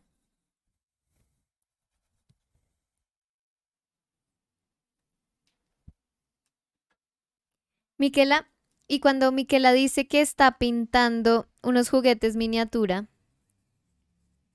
em, ¿se puede saber un poco más? Quiero saber. ¿Qué tipo de juguetes? Sí. Sí, quiero saber. Me da curiosidad. Me acordé Sí. de la pintura que vimos en el Prado, de Oh, el la de de Juana la Juana la Loca. Loca, los Sí, pero juguetes de no, madera. exacto, no Oh, la qué locura. pintura gigante Mm, que mm, siempre está. increíble. Bueno, yo no sé si esta otra siempre está o no, No, la pequeña nunca. pero la pequeña que es como desde el cuarto en el que estaba Juana la Loca, con esos muñecos, es una barbaridad. Sí, impresionante. Espectacular. Hay mucha gente, hay como toda una historia de gente que pinta como juguetes. Mm, Hay mucha gente que pinta como esos jugueticos de hojalata. ujú. Esos son súper tradicionales. Como el que yo Como el perrito, sí, que compraste. compré, sí. Eh, este. Es que quiero encontrar el nombre del cuadro. No, este no es. A ver. Creo que em, es como Juana la Loca en su cuarto o algo así. Lo que pasa es que esas imágenes no salen mucho, Lindy. Está, pero no, no es que sí, no, pero salga lo curioso así. es que. eh, a ver. eh,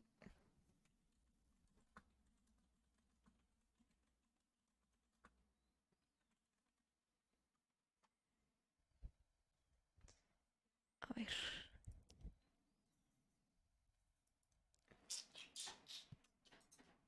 Bueno, no sé si ese sea el nombre. Parece que sí.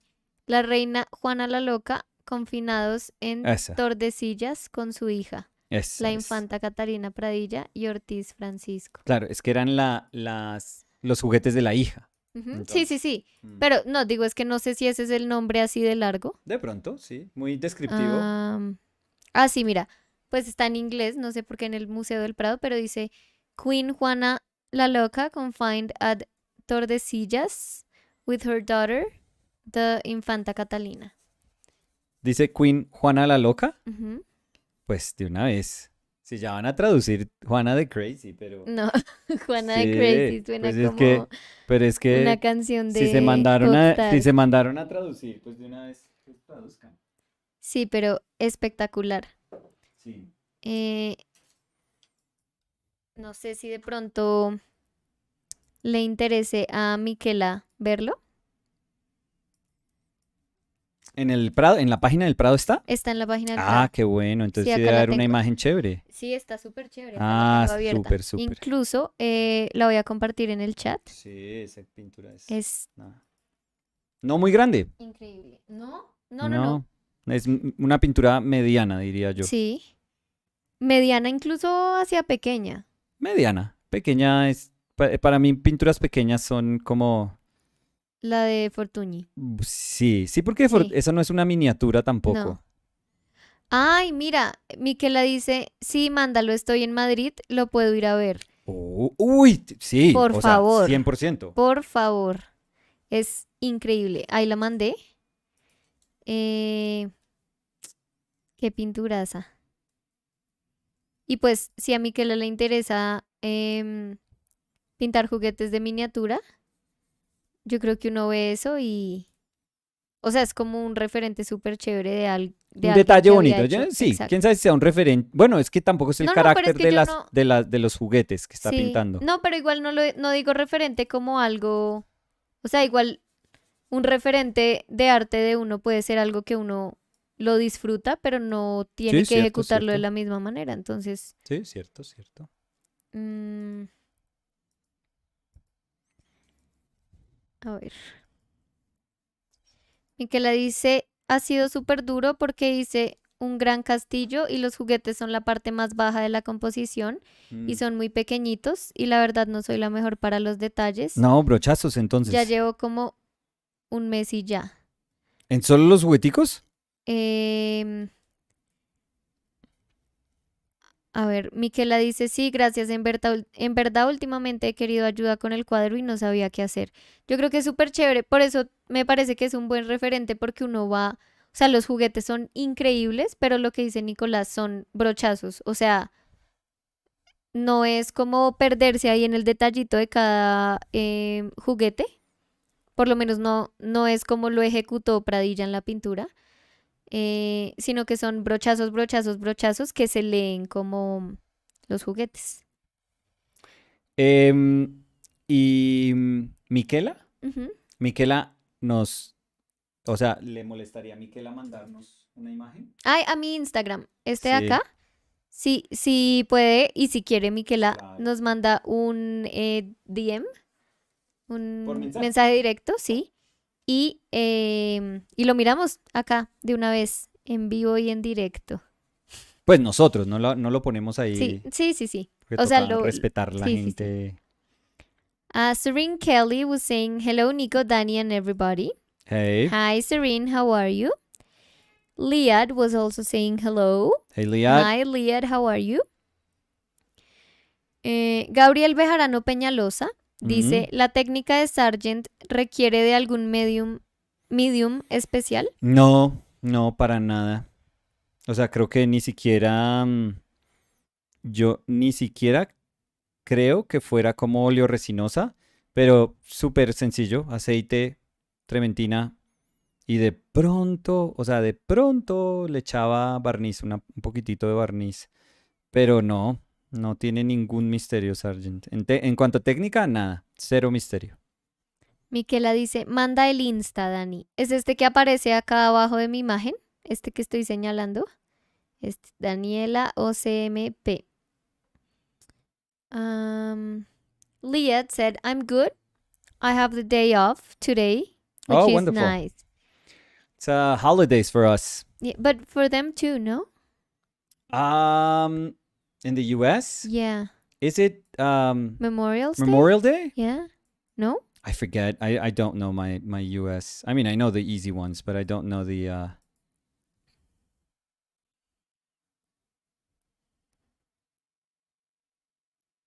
I love the lavender sweater. Yeah, I had to try it, push it, try to I can't do right next to it. I can't quite do it the purple right next, Hmm. but what I can do is just bring it kind of close. Yeah, but it looks super cool. I would buy the sweater if it was that color. Like mauve. That to me is mauve. Mauve? Yeah, I remember that color because that's one of the markers that I used to use. I Um mean, I've heard mauve, but I thought like it was like earthier. MAUVE. Yeah. Oh, yeah, it is. Well, Well, there's tons of mauves. That's also what I learned. yeah, because I looked and there's one like the one you are painting, Yeah, and there's another one that feels less um lilac. more brown, Okay. like this one. No. Oh, which one? No, but yeah, okay. No, but that's not the one. I would say the This one. mauve marker would be that or the first. What's the first? No, it's A little darker. bit darker. Yeah, no, it was light. It was a light marker. That's my only basis, like markers. But Um, Liad was saying yes, Memorial Day. How are you, Danny and Nicolas? How is the chat doing? We're good. We're yes, good. good, Yeah. good. Cody Winnicky was saying, "Hey, Liad, how's the painting coming?" Um, Ooh, what are you working on? Spill the beans. Serene Kelly said, "Doing good, Liad. Taking a break from cleaning brushes. I went to Monterrey and plein air painted yesterday at the beach. It Oh, was very nice. nice. Very nice. Yeah. Liat said, "Hey Cody, it's going well." And Serene said, "Oh, nice."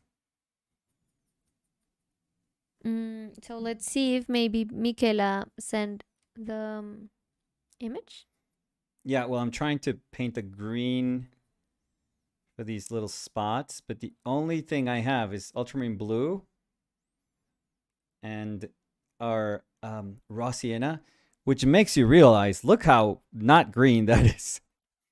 That is so not green. Oof. Entonces Miquela me escribió, Dani, hola, jeje, soy Miquela, no se burlen de mi pintura. No, nunca en la vida nos Nunca, ¿cómo se le ocurre? burlaríamos. No. La estoy sufriendo, no pintaba hace mucho, pero no me llegó la imagen. Ah, O sea, me llegó el de pronto mensajito, está por mandar de pronto. pero no la pintura, entonces quiero ver. Pero sí, No, pero nunca nos nunca, burlaríamos. no, que se sea, yo aquí estoy sufriendo pintando un Bob Esponja, perdón, ¿de qué me voy a burlar? No, y Miquela dice, mira tu Insta, no se burlen si está horrible, please. Me ha costado un resto. No, por eso Nunca nunca en la vida.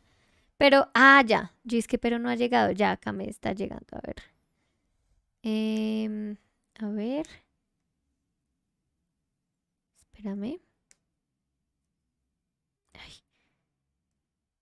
No sé por qué aparece como. Ya. Mira, tengo A tres ver. fotos. Tengo esta, Sí, tengo esta sí. y tengo. Me salí. Esta. Sí. Lo que pasa es que es como más, medio como basquiatesco la pintura. Sí. Es súper expresiva. Y por eso me parece aún más chévere que no, como que no haya como ese preciosismo con los detalles de los Claro. muñecos, porque de pronto como que no tendría mucho sentido Sí, si no, no, son no. muñecos como súper detallados con el resto de la pintura. Claro, no. Toca buscarle. Tienen que volverse como, como de James Ensor. James Ensor creo que hizo unos títeres, ¿era? O Ujú. algo así. A Si ver, no estoy mal. buscamos. Pues sí, búscame. De pronto estoy como aquí. Em, James Ensor. Listo. Puppets, Ay, de pronto. a ver.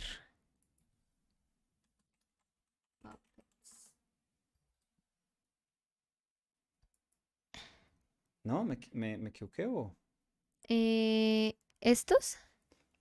Pues bueno, No. esos son. Pero no. Pues puse James Ensor Puppets. Pero él no los pintó. Estos. A ver. Estos. Como así. Como cosas así. Pues ¿Como bueno, esas estos? son pinturas de él, No. pinturas. Como. A ver. Sí, creo que no. Creo que estoy como. No sé, creo que estaba pensando como en. No sé si era Ensor. ¿Estos? Ay, Dios, porque abro y me devuelve a la página de Wikipedia. ¿Estos serán? No, de No. pronto no, por eso. ¿Estos? No, no, no, no. No, él hacía máscaras, no. De pronto estoy pensando en alguien más. Ujú. Mm, ¿Quién podría Pero mira. pensar? No, pues sí, pero es que lo que me mostraste, o sea, así primera impresión, Sí. se me hizo súper como Basquiat, Ujú, como otro tipo, o sea, era otro tipo de vibra así 100%. ujú.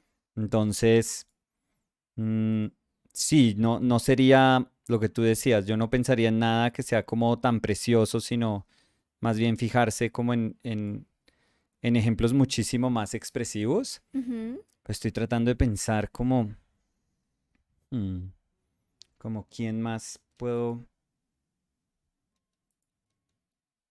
Pero yo creo que esta. Mira. Mira este. Ah, no, so, Este es de. No, es de en español. perdón. Esta es de Ensor. Y yo creo que Puede ser, tendría. no, pero tengo un mejor Está súper ejemplo. linda esta. Sí, pero, ¿cómo es que se llama? A ver, busca Polish Painter Stanchik. Ush.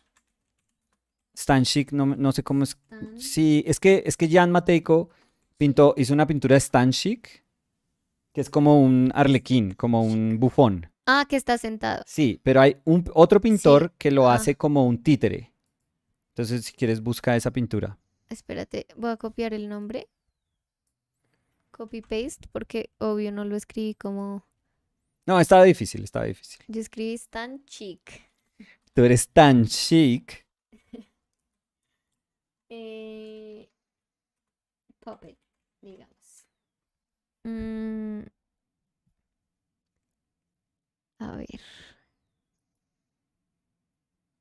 ¿Esta? Sí, estos son chéveres. Listo. Sí, Espérame. estos creo que son mejores, ¿o no? Sí, se llama León Voy, mándate. Dime, Vilsox, Vilsoksowski.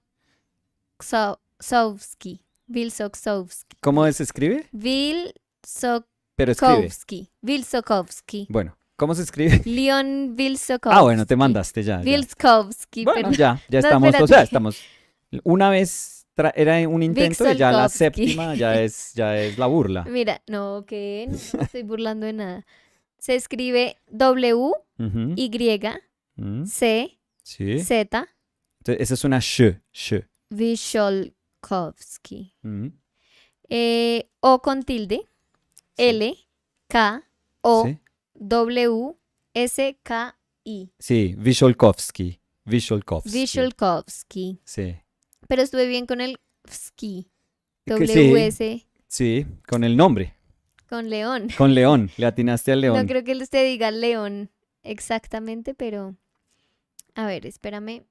Compartimos. A ver si me deja compartir así. Sí, listo.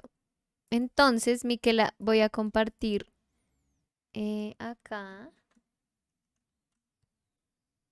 Este es el que dice Nicolás. Ahí está la imagen.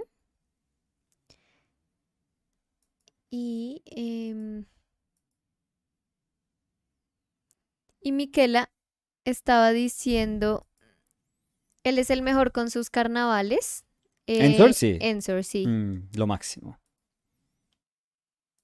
Mm, Pero Miquela, le estamos como atinando a cosas que le gustan, porque no quiero decir como Ensor y es como, no, la verdad a mí no me gusta mucho Ensor. Nos puede decir si estamos como súper mal. Bueno, pero en esa creo que le atinaste porque dijo pues sí dijo que él es el mejor con sus carnavales. Sí, es Si lo no le máximo. gustara, de pronto diría como, "Meh, eh".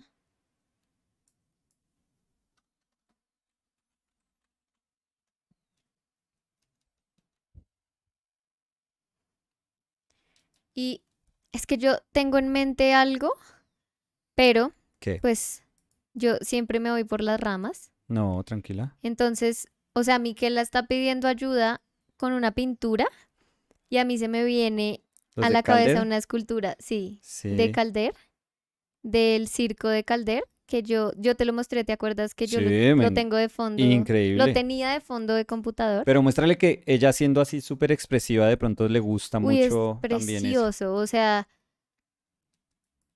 para mí es como de las obras más espectaculares y punto. A ver, em, ¿es esta?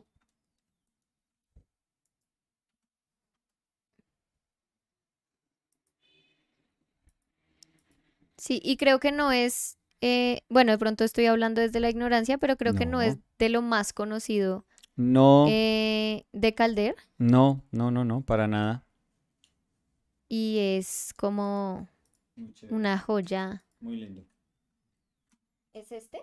Si a Miquela le interesa. Yo sé que es abordado desde la escultura, pero siento que es como una estética que puede ir de la mano Mm. y es espectacular. Mm, Miquela dice, mi estilo es como Lorenzo Jaramillo. Ah, bueno, pero Miquela es de acá. Yo creo. Pues sí, sí, dijo Lorenzo Jaramillo, Sí, sí, sí. eso es muy nuestro. Pero dijo que estaba en Madrid. Bueno, pues también Pero también colombianos en sería muy Madrid. chévere que Ah, supiera perfecto. de... Uy, los precolombinos de Lorenzo Jaramillo son una cosa, pero una locura. Ese tipo de pintura es preciosa. Para mí son como el mejor ejemplo de lo de él. Los precolombinos. Uy, uy, casi cojo ocre, Se pero no. despistó. Aquí donde me ven haciendo Eh, trampa. no, nunca.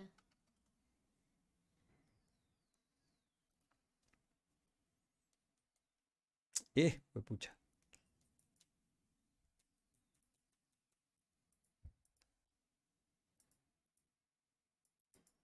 Miquela dice, jaja, sí, soy Cami Chávez.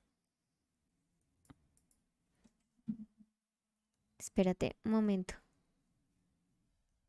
Nicolás, Sí, ¿qué pasó que no responde nada? señora, pero Camila, ¿de la universidad? De pronto, Pues sí. a ver. Y sí, Ay, sí, pues perdón, sí. no, pues yo obviamente sé quién es. Ah, pero es chévere porque siguió pintando entonces Camila. ¿Tú también sabes quién es Camila? Sí. Ah, pues claro. Pues claro. Sí, Pues es que yo iba a decir, obviamente. no, es que iba a decir la novia de, en ese Sí, momento, yo también iba a decir, porque yo iba me a decir la acuerdo. novia de Julián, No, en ese momento, no, yo iba a decir, pero no lo dije. no, porque yo iba a decir, porque yo me acuerdo que yo la conocí Sí, en eh, donde Gabriel. por Iván. Por Iván es que Sí. Julián. No, pues yo Iván, ves que yo diciendo Iván y tú Julián, yo iba a decir, no, pues Iván, no Iván, quiero. Iván. Sí, sí, sí, claro, No, y claro. no digamos más Iván, uno no sabe. Sí, pero claro que me acordé, pero quise hacer como double check. Pero Camila, ¿por qué no se presenta primero en vez de hacerme dar tantas vueltas? Y yo, Miquela, Mic 3L4. Sí. Qué Eh, chévere que esté pintando. Me encanta. pero, ¿y entonces está en Madrid, Camila, por lo que entiendo? Porque nos había dicho que estaba en Madrid, que podía ir a verla. Qué bueno. Mm,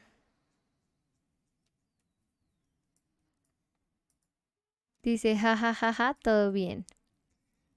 Me siento ahora más con Iván que le Y dije dice, Julián. sí, sí, tú ahí estuviste fatal. Sí, sí, sí. Pero bueno, Dice, pues. he vuelto a clase de pintura, jaja, pero ahora en YouTube. Sí, vivo en Madrid. Ah, qué bueno, me alegro. Nos Sí, y, alegramos. y de pronto el que decimos de Pradilla, o sea, es distinto, pero igual es el mismo tema. Entonces, a mí me parece igual súper chévere si Camila puede ir a verlo, porque la verdad esa pintura es Sí, igual, es fantástica. increíble. Y no va a estar, bueno, no, mentira, sí va a estar un tiempo, pero no recuerdo cuánto tiempo es que va a estar. Uy, no sé, no, sí, por lo que tú dices que esa no está como en la No, la muestra prestaron, la prestaron. permanente, sí, a ver.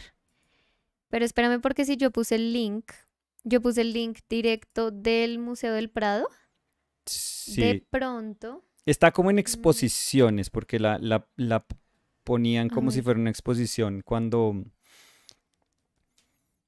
fuimos. Por eso yo escribí para ver si estaba como en una sala aparte o le tocaba a uno comprar algo aparte, que ahora como toca pagar por las exposiciones, pero no. no, dice que está en el Room 060, pero no dice, están es como describiendo la escena, pero no. mm, Porque si está prestada, yo creo que diría prestada de... No, mira, dice Acquisition ¿Ah, sí? en 1990. Pero entonces nunca la cuelgan, Sí, nunca la han sacado. sí. ¿Y Pues es que igual, la otra está en préstamo? ¿cuál? Es que de pronto el bautizo es el que está en préstamo y quisieron sacar la otra pintura que tenían Ah, como para hacer un pedacito de Pradilla, pues. a ver. Cortejo del bautizo del príncipe Juan, hijo de reyes católicos, por las calles de Sevilla se Sí, llama. aparentemente los títulos eran Describir todo, todas, sí. sí. Eh, a ver, mm, ver ficha de autor, ¿será? Es que acá no me la muestra. No. No sé por qué en la otra. A ver acá. Yo no sé por qué Dice creí procedencia, entender. legado María Luisa Ocharán, Ajá. aburto, 1991. No sé si eso significa que Pues es de está la. en préstamo y todavía es de la propiedad de ellos, o si No, ni idea. fue una donación del Sí. legado de María Luisa Ocharán, Legado. aburto. ¿Tú qué? ¿Cuál sería tu legado, Lindita? El reloj de Bob Esponja. Muy bien. Sí, no, muy cotizado mi legado, no empieces. ¿Qué dije? Dije No fantástico, dije muy empieces. bien. El tuyo son todas estas esculturas. Bueno, ese es No mío empieces, también. estás loca. Ese también es mío. No Entonces, mames. em,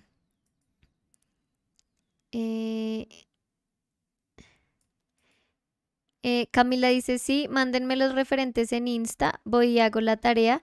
Es que estoy en YouTube en el celu y no puedo abrir el link. Ah, bueno, es uno, pues el que yo decía que es de escultura es, mm, a ver,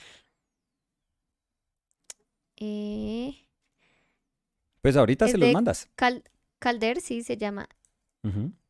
Cirque Calder, se llama la obra. Ay, parezco, yo no soy tan buena con tecnología.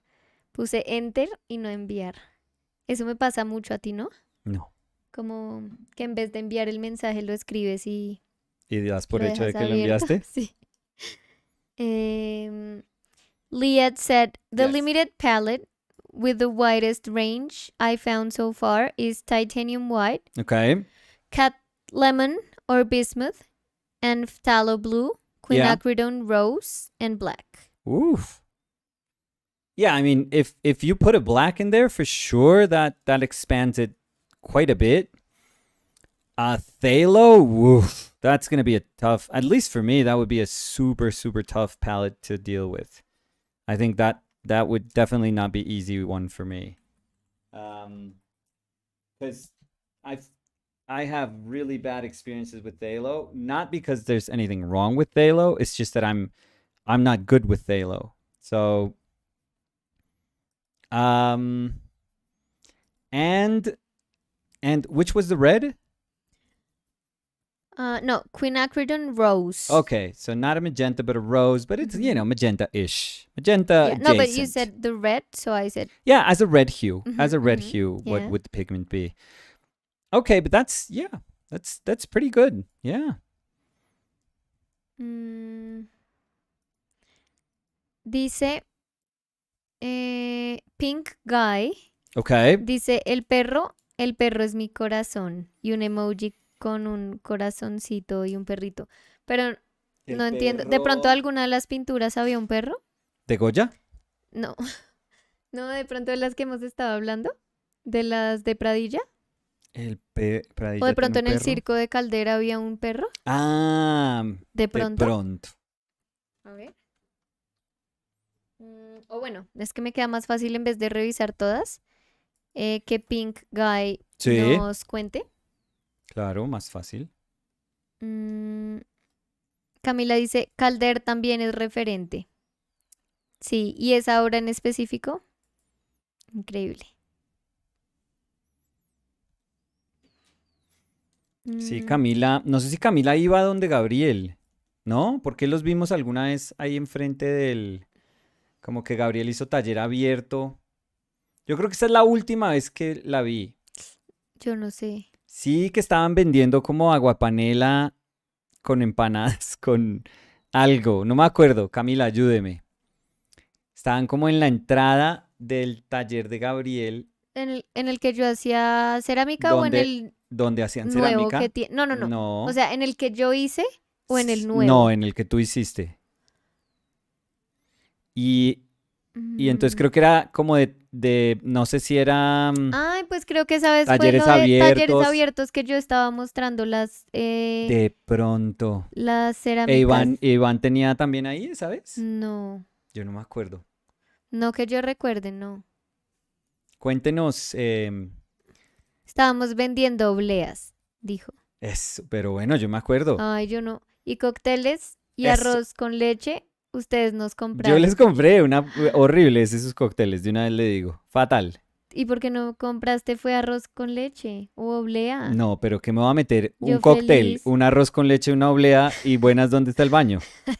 No, además yo me acuerdo que tú estuviste un ratico, pero creo que te tuviste que ir a Blanc. De No pronto, sí, sé, porque no me me acuerdo que tú no acuerdo. estuviste todo el tiempo. Yo cumplí con pasar. Con acompañarme un ratico, sí. Sí. Ryan Webb was saying, "Hey Danny and Nicolas, just wondering if you could give any advice on how to choose your palette of colors. How do you know what colors will work when you cut out a bright yellow for raw sienna?" Oh, I didn't. Like the exercise that we're doing today is so specific that I don't really know. I don't really I have nothing in my like, library of experiences that says, "Okay, I've used this palette before. I know what to expect." But I took these colors out because it kind of now that I'm working, it makes sense. It makes sense. And I know that that sounds a little kind of abstract to say, well, it just makes sense and that it's as easy as saying that. But once you see the character of all the colors that are there, you start to understand, okay, what are the options that I have and what can I do with this palette? And there's not much that you can do in trying to, when trying to execute an exercise like this one. So that's a good thing because the possibilities are super super narrow, super super narrow.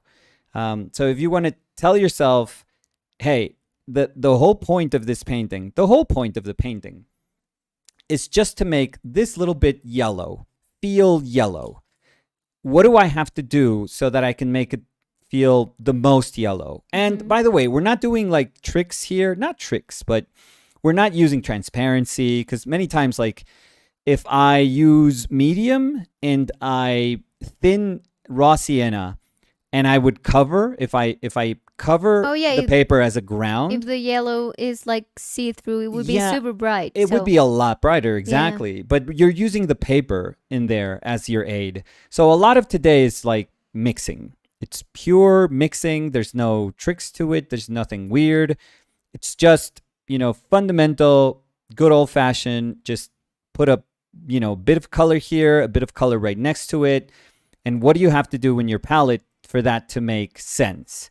So I didn't quite know. I'm still trying to figure out the character of the exercise that we're doing as I'm painting along. But I'm hoping that I am executing on the promise that we made at the beginning, which was, okay, that's the only place I can use yellow. Hmm. That's the only place I can use my raw sienna. How do we make that raw sienna pop? As in, I mean, this is all relative terms because if you guys want to do this exercise too, give it a shot and try it with like just native yellow things. Try to paint a lemon, or I'm sorry, a lime with this palette. Try to paint a pineapple. Try to paint anything that says yellow, and tell me about it. Like, let me know how it goes. But it's a very tough exercise. It seems silly, and it seems like, okay, it shouldn't be this tough. Come on, this is not rocket science. You can make raw sienna kind of feel like yellow. But once you start putting it down, you're going to realize, oh my God, raw sienna is really earthy. It is a yellow, Hmm. but it's a very, very, very earthy yellow.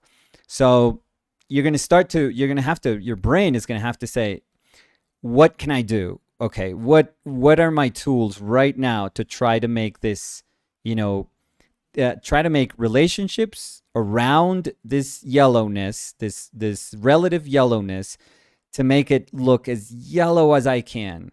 What do I have in my palette? And what can I say? What can I push to try to stretch the difference between these two as much as I can so that I can, say yellow. And it's tough. It's super, super tough. But I think you're doing an amazing job because it's reading as yellow a lot. A lot. A lot. A lot. Uh, Cody said the palette I usually use is just the Zorn palette plus ultramarine blue. If I'm going to extend it, I add alizarin crimson and lemon yellow. Oh, that's nice. That's nice. That's very much close to my To your wheelhouse, I would Yeah. say. Yes. Mm,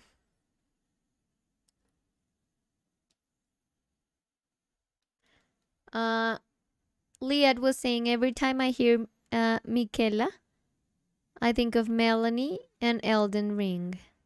Oh, Um.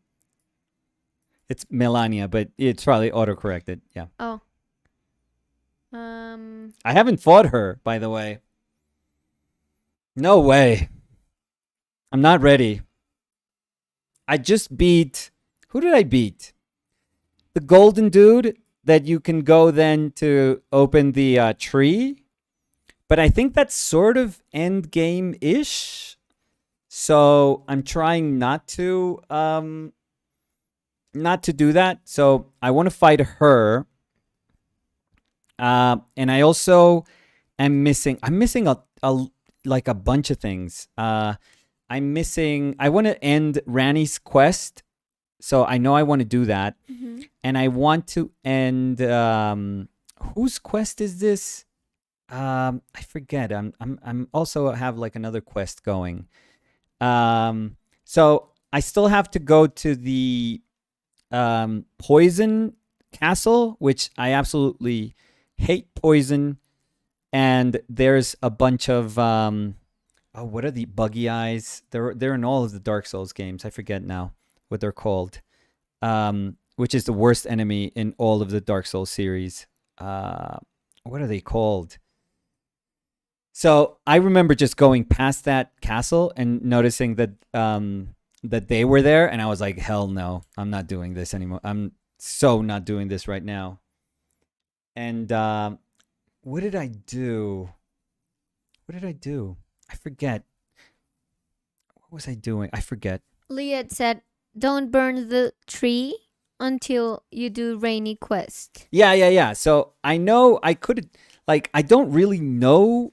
I didn't really know if I should or shouldn't, but it sounded like one of those things that, hey, if you do this, like, you can't go back. One of those moments that you have in video games that it's like, hey, if you're going to do this, like, you're not going to be able to do a bunch of things that maybe you're doing right now. So I was like, no, I'm going to do this later. Like, because she asks, are you ready? And I was like, oh, that's the sort of language that video games use to say, hey, there's Final no boss. Yeah, it's like there's a no going back point from here on. So be sure, like, if you're going to continue, like, be super sure that you want to continue right now. Ariel Perspective said, "Buggy eyes, basilisk." Oh, the basilisk. Yes, thank you. Yeah, I hate them. Although, So- like, 2 pots of fire and they're done. But I hate those things. Of course they had to be in this game. Alejandro Morales dice, "Hola amigos, hello friends. How are we doing, Danny and Nicolas? I'm a bit late." Oh, no. You're good. And we are doing great. How are you, Alejandro? Happy to have you here. Yes, always.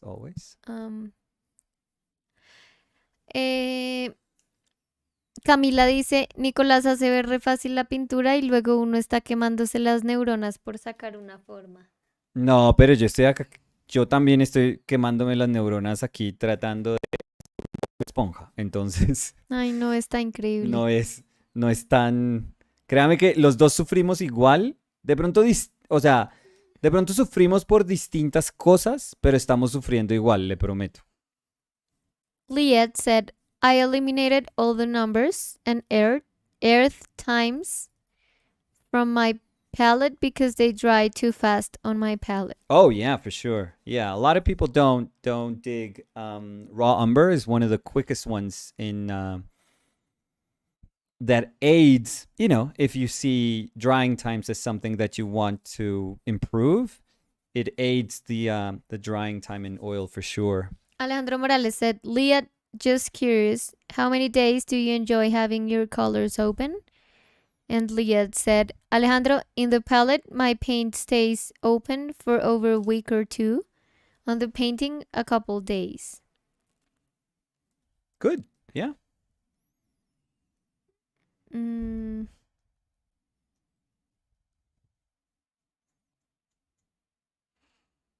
Cody was asking, oh wait, so Alejandro Morales was saying, thanks for asking, Danny, doing great. I have the feeling I'm missing 95% of OPL in the last 2 weeks. Oh my God, we don't want to hear that. Yeah, that's kind of What are you sad. doing?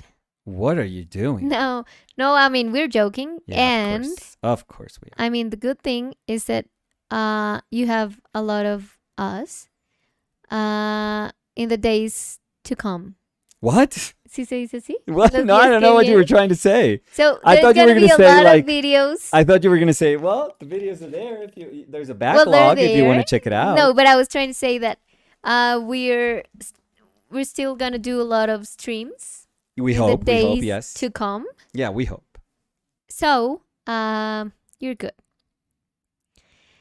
Cody Winnicky said, does anyone else freeze their paints? I put them in my freezer after each session and they last weeks. I used to, Cody, and then I didn't. I don't know why. I don't know why I stopped. It was just like a thing that I know I used to do, and then I thought it was a hassle, like too much of a hassle. And is it like wrapping it with a sarin wrap or something? Yeah, because you're trying to prevent oxygen from No, I getting get to that. it. I'm just worried about the rest of the things in the freezer. Okay, no, you can just put the palette there. I don't think there's fumes to like. No, I mean pigments. if they get in contact. That's why I was asking if you use the wrap around it. No, I did. I just throw it in the So throw it you in the had fridge. ice cream with with lead. ochre. Yeah. Yeah.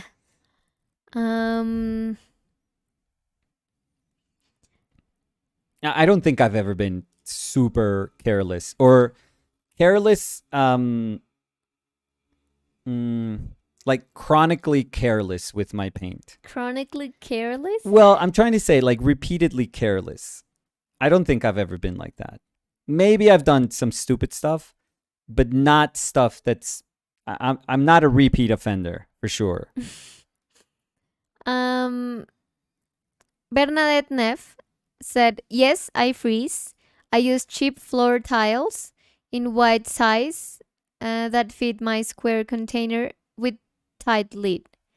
Takes less space. I stopped in COVID when the freezer space was, ¿cómo se dice? Scarce? Scarce? Oh, no, actually, it's scarce. No, scarce? Scarce? No, scarce. Scarce? Yeah, I don't usually use that word, but yeah, it's a great word, but I don't. Yeah, it's scarce. Scarce. So I thought it was scarce. Yeah. So maybe it's scarce. No, it's scarce. Just because I always go with the one that. No. like, Trust your instinct there. Bernadette said yes. So scarce. Leah said, Cody, I think my airtight container and clove oil is easier and works almost as well. Oh, oil of cloves keeps your paint open for centuries. Oh, so Bernadette said yes, like air. So scare. Scarce then, yeah. I was correct. Yeah. And my instinct to say no, scarce. No, scarce. No. Cody said, I usually just put my whole palette in the Masterson box with a Uh-huh. lid, Yeah. so there's no cross contamination. Haha. Yes, I was worried I about have a the. box like that. It's in my closet. Yeah, you Yeah. never use it. It's in the closet. Yeah. Um. No, it's just that if we're painting every day, it's very No, it doesn't weird. make sense. I mean, and if colors dry, I'll be fine with that. Yeah. If some colors just sort of dry, like I'm okay with that. Alejandro Morales said, "Just curious. Do you put them paints in the freezer or the fridge? Well, you don't need to freeze them. All you're doing is putting them somewhere where Moist. they're not getting no, where they're not getting oxygen. That's what you're Oh. trying to do. Oh, you think that the tiny freezer I have would work? Maybe, but not really. If you want, I can. No. I hate that thing. I I love hate it. how that sounds. It doesn't sound as loud. It is super loud. No, I was. It's a tiny it's a tiny thing that Danny bought Cooler. for her makeup. No, it's not for makeup. It's for skincare. Okay, sorry. I mean, they're different That things. Danny so- bought for her skincare, and but as soon as you plugged it in, I was like, "Oh, we are so." I mean, you can leave it there, but I'm not sleeping here. But I mean, it was in the last apartment. It was like, No. No. And it wasn't all the time. It all was the time. No, it was until it All- reached the temperature. Okay, but then it quickly, didn't hold the temperature. No, it's probably one of the most annoying sounds I ever heard in my life. But I mean, if I'm being honest, I was Yeah. looking for the cable to see if maybe in Hell this no. apartment it doesn't sound as much. No, I'm sure. If you want to plug it in, you're obviously you can totally not plug it in. I'm sorry. You cannot The thing plug is- it in. That yeah, was your no, brain you can trying totally to- plug it in. Yeah, that's my Freudian brain. But I'm eyeing the sofa then to sleep. No. I mean, I want it to be comfortable for both of us. Oh yeah, so unplugged. Or No.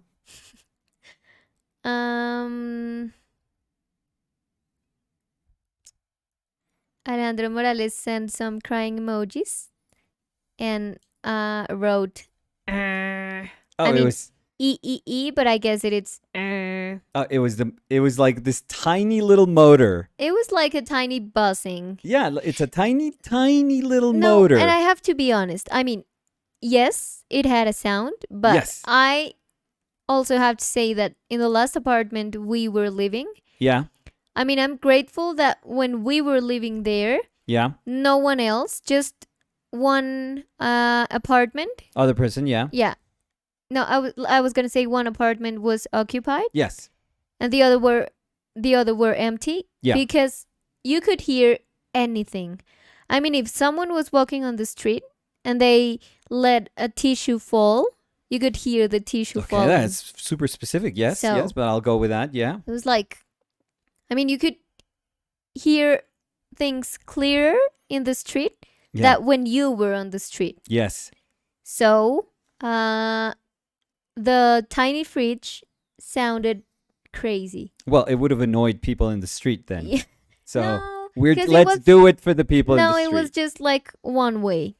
It wasn't like you were walking in the street and you can hear what we were talking. Yeah, so no, we don't have to be martyrs of this thing then. But We can just not use it and that's fine. no, You had the best of intentions. I mean, I still have them. So Your intentions, yes, they are, in always my fridge. So I know. Your intentions are amazing.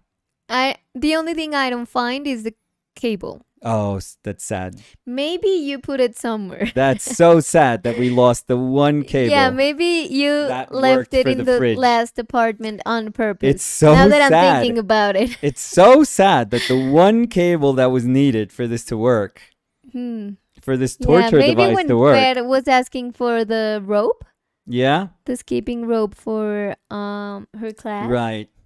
No, this cable wasn't that long. It was super long.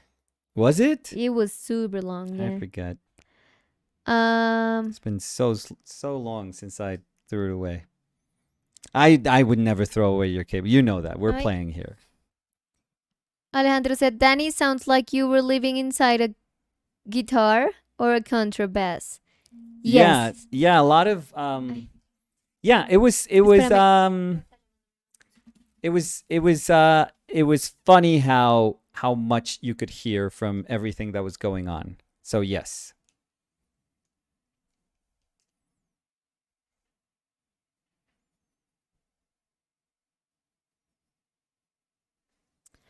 Ooh, we almost touched the ochre again. Ooh. Almost, but close, but no cigar. It's Amy. Said hi. Okay. Hi, Hey, it's Amy. Amy. Bernadette Neff Yeah. said, in winter I use oil of clove Yeah. in Master Sun Yep. and live in studio because temperature is like freezer. Yeah. Haha.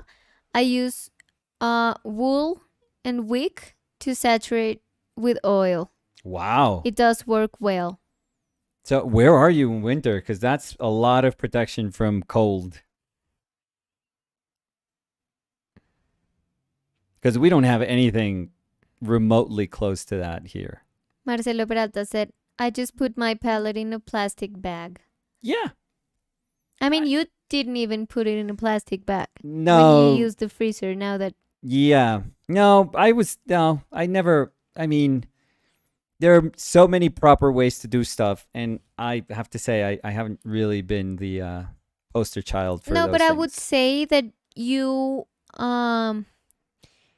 care a lot nowadays about things. I mean, you like wouldn't health be... wise, yeah. Yeah, you I'm- wouldn't be like putting... No. I The think someone fed being born was a changing point for me. Hmm. Yeah, for sure.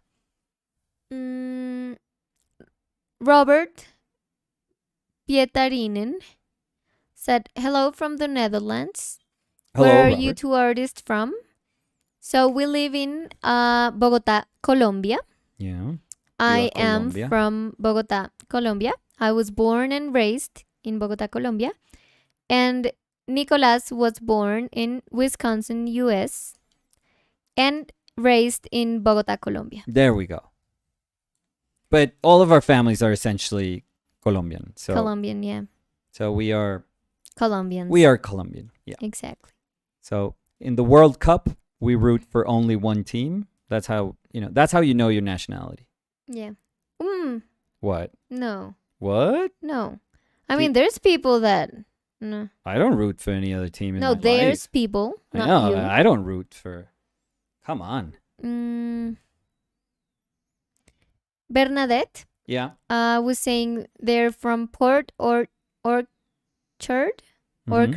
Orchard? No. Orchard, Washington. Oh, nice. Never been. So maybe that's why it's super cold. They have to overprotect in winter. Yeah. Never been. Is this Washington Pacific West Coast, or I'm guessing maybe? Bernadette said garage space with heater. Yeah. I'm sorry. No. Espérate, estoy bloqueando. But I don't heat 24/7. And Bernadette said Bainbridge. Oh, what? Did we meet? Because I was there. Yeah, you were I was in Bainbridge. just before COVID hit. Oh my god! And forgive me if we met. This was pre-COVID, so. Bernadette said met you at Class Winslow. Oh, there we go. So awesome. How are things in Bainbridge? Cody Winnicky said, haha, does that mean I'm Brazilian? Yeah, that's what I was saying. There's a lot of people outside their country that root for other countries in the World Cup. Because... Well, if you don't get in, maybe. Yeah, and also because, I mean, the South American, like Latin American football culture is like super big. But there's places where it isn't as big. Yeah. So maybe people say, oh, I like Brazil. I like Colombian football. I like, Yeah. so. Well, But if you're a Latin American, you can know where you're from according to the team you root for. That's true. Darian Gallardo sí. dice, aló desde Cuba, chicos. Hola, Darian. Qué chévere. ¿Cómo está, Darian? Bernadette said, you invited our class over. Winslow is all online now, but still strong community of painters here in the area. Oh, so you were yeah, I think did we meet the first day and you were teaching, were you teaching or were you taking the class that was right next to us? MER said, how can we pay more attention to our health while painting with oils? What kind of precautions do you use? Well, you could, if you're a mess, if you're a messy painter, kind of like I am, to be honest. You could always wear gloves. I just can't. I don't know. It's just very tough for me to wear gloves, to be super honest. But that's what something that you can do. If not, just be mindful of washing your hands right after you're done, and thoroughly wash your hands always, especially if you're using pigments that are heavy metals, that have heavy metals. So for me, it would be cadmium would be like a culprit, or cobalt. Everything else here. Let me see. Raw umber doesn't matter that much. Alizarin that doesn't matter that quite much. Bismuth, it's not as hazardous as cads or cobalts. So yeah, titanium. You have to. Is it titanium the one that's like bad, or is it zinc? I forget. Zinc. Yeah, one of those. They have like a cancer warning, but it's not. It doesn't mean that if you use titanium, you're at high risk of getting cancer. It just means like if you have an exorbitant amount of exposure, and if your skin is just constantly absorbing these pigments, or if you eat it, ingest it, yeah, that can be hazardous for your health. You're not supposed to eat paint. You're not supposed to put your your fingers in your mouth while you're painting, your brushes in your mouth while you're painting. So yeah, just a bunch of common sense stuff that we could all be a little bit good at, or better at, for sure. And that's about it. Just yeah, and maybe either reduce or eliminate the amount of solvent that you use. And that's it. That's it, because those are tough on your respiratory system. I would also say, and your skin irritant. I'm sorry, Danny. Go ahead. No, that if you use any solvent, Yep. ventilation. I Yes. mean, and always if you can. Yes. Good ventilation is also super important. Yes. Yeah, that's what I was gonna say. For us, not a huge problem here because we are not using solvent or mediums.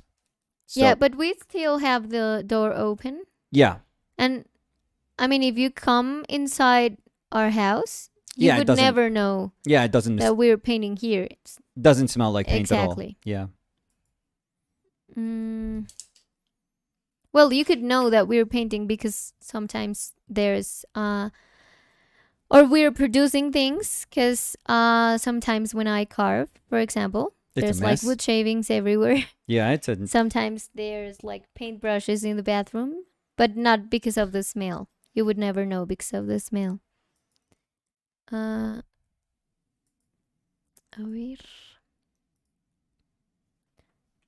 What else could we suggest for As a good tip. yeah, for people to be mindful of? Mindful, I think it's good, because there's nothing immediately scary or hazardous about using oil paint. No. Oh, Liet said lead white Okay, yeah, but is the really bad one. yeah, but that one, fortunately, I didn't thank you for that. Yeah, lead white is not something ubiquitous, to be quite honest. I mean, there's fewer and fewer teachers asking for that color in classes. I mean, it would be very strange for you to go to let's say if you're beginning to paint and maybe your teacher, the first thing he says or they say or she said is to bring lead white. Mm, So yeah, it's a color that's very expensive because it's very expensive to produce because there's a lot of restrictions now when producing lead white. So yeah, I don't think that's one that historically, yes, it's probably the most hazardous color, and it was very very hazardous because they used to prime with that color, mm. and they used to sand lead white, so you would get all those particles. You would be breathing in all those particles, so you don't want to do that. Yes, because Bernadette Neff was saying most hazardous, si se dice así, Hazardous, yep. hazardous, inhaling particles, so don't stand in your studio without an adequate mask. Yes, or wet sand. Not great, but you know you could wet sand, I guess. Mm,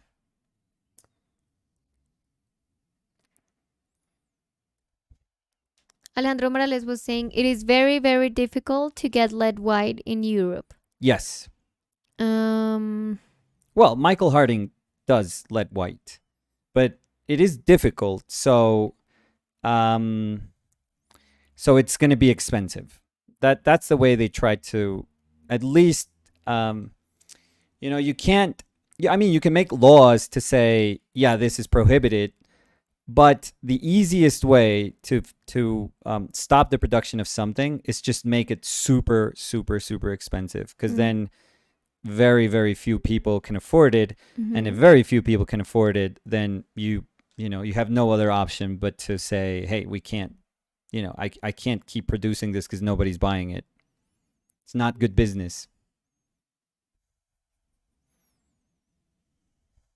Mm, Daniel Benagues dice, me encanta tu pintura, qué Muy, muy delicadeza amable. de manos. Sin duda las manos pueden expresar mucho en una pintura.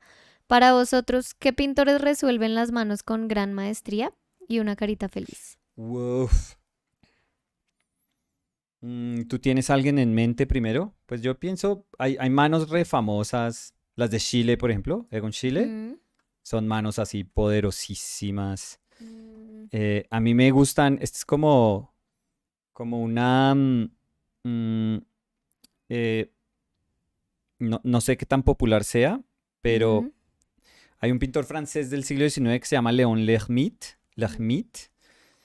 que hace unas manos, o sea, poderosísimas, una cosa absurda. Sí, de manos creo que también, antes que lo habíamos hablado, tú Mm. mencionaste a una artista que yo 100% Olga comparto, Osnatska, que es Olga Boznanska. sí, monstruosa.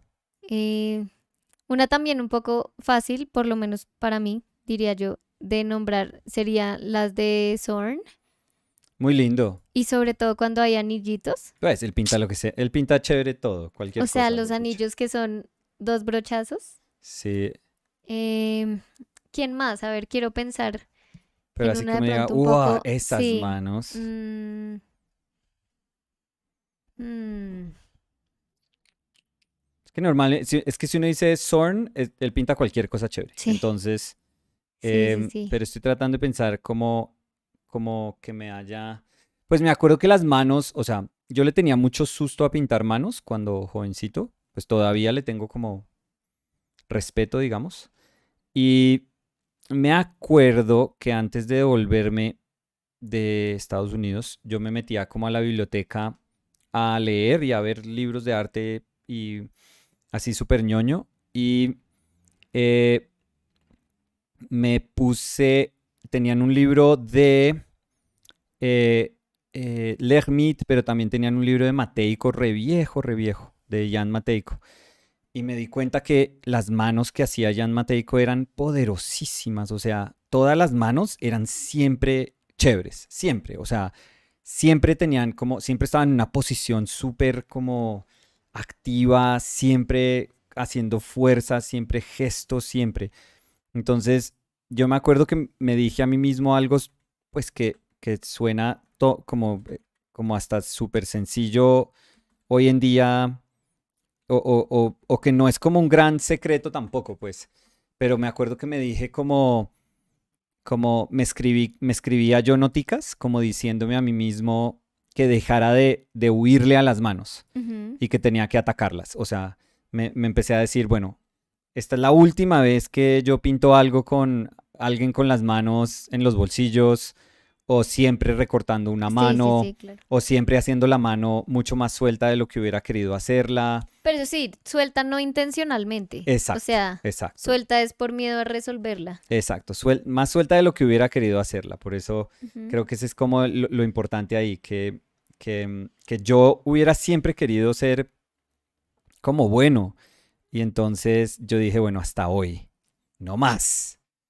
Y nada, me puse cuando pintaba, yo dije, pues me meto en el problema de hacer manos, de decir, bueno, esta figura la hubiera pintado así y ahora no, ahora la voy a pintar con las manos haciendo tal cosa así súper exagerada para tener que resolver las manos, para obligarme a resolver las manos y no solo obligarme a resolverlas, sino como a decir, no es suficiente decir, ay, logré pintar una mano, sino, no, tengo que pintar una mano increíble que haga algo. Y ya, o sea, suena tontísimo, pero eso me cambió como el chip dentro de la cabeza. Entonces tuve que, o sea, como que, no sé, me cambió todo. Y Sí. ya Pero las veces que pintaba, entonces decía, listo, ya. O sea, voy sí, a pintar esta mano y me lanzo a hacer la mejor mano que puedo hacer. pero no sé, supongo que sí. Pero lo más chévere cuando uno decide así, que uno es como, ya no más. Sí. O sea, tomé la decisión, voy a pintar manos. Y uno hace la primera pintura de manos y está horrorosa. O sea, a lo que voy es que Sí, ya igual es quisiera chévere uno que porque, fuera sí, sí, sí, claro, cuando tú lo describes convicción. es como, lo decidí y lo hice. Y la verdad, eso es un proceso que uno es como, porque a Ah, mí también me ha sí. pasado que yo soy como, bueno, ya no más, voy a dejar la bobada, voy a pintar esto que quiero y empiezo a pintar y es como, o sea, y es como, bueno, no importa. Y se mantiene uno hasta que con el tiempo eh, las cosas van mejorando. Sí, ya Pero quisiera uno que fuera solo, sí, como commit. como acá decimos, como ese apretón de nalgas y Sí, como, decir, o como ese momento de realización que uno dice como, ¿sabes qué? Ya no le voy a tener miedo a las manos y mágicamente todas las manos salen increíbles, pero no. Y la última que yo iba a decir, sí, que me acordé ahorita que estuvimos nosotros en Madrid y sí, fuimos al Thyssen, sí. yo le tomé una foto a una mano específica que me encantó, que yo te mostré en estos días, no sé si te acuerdas. La de Hopper, no me acuerdo. No, es de Ah, George la de Bellows, Bellows, sí, la de sí, la viejita. sí, se llama A Grandmother y la mano que tiene como cayendo del asiento Muy linda. me fascinó. Sí, es muy linda. Entonces, esa la tenía como fresquita en la cabeza Mm. porque, o sea, la pintura es obviamente muy buena, pero yo no le tomé foto a la pintura, sino a la mano. Entonces, sí, esa mano me encantó. Mm,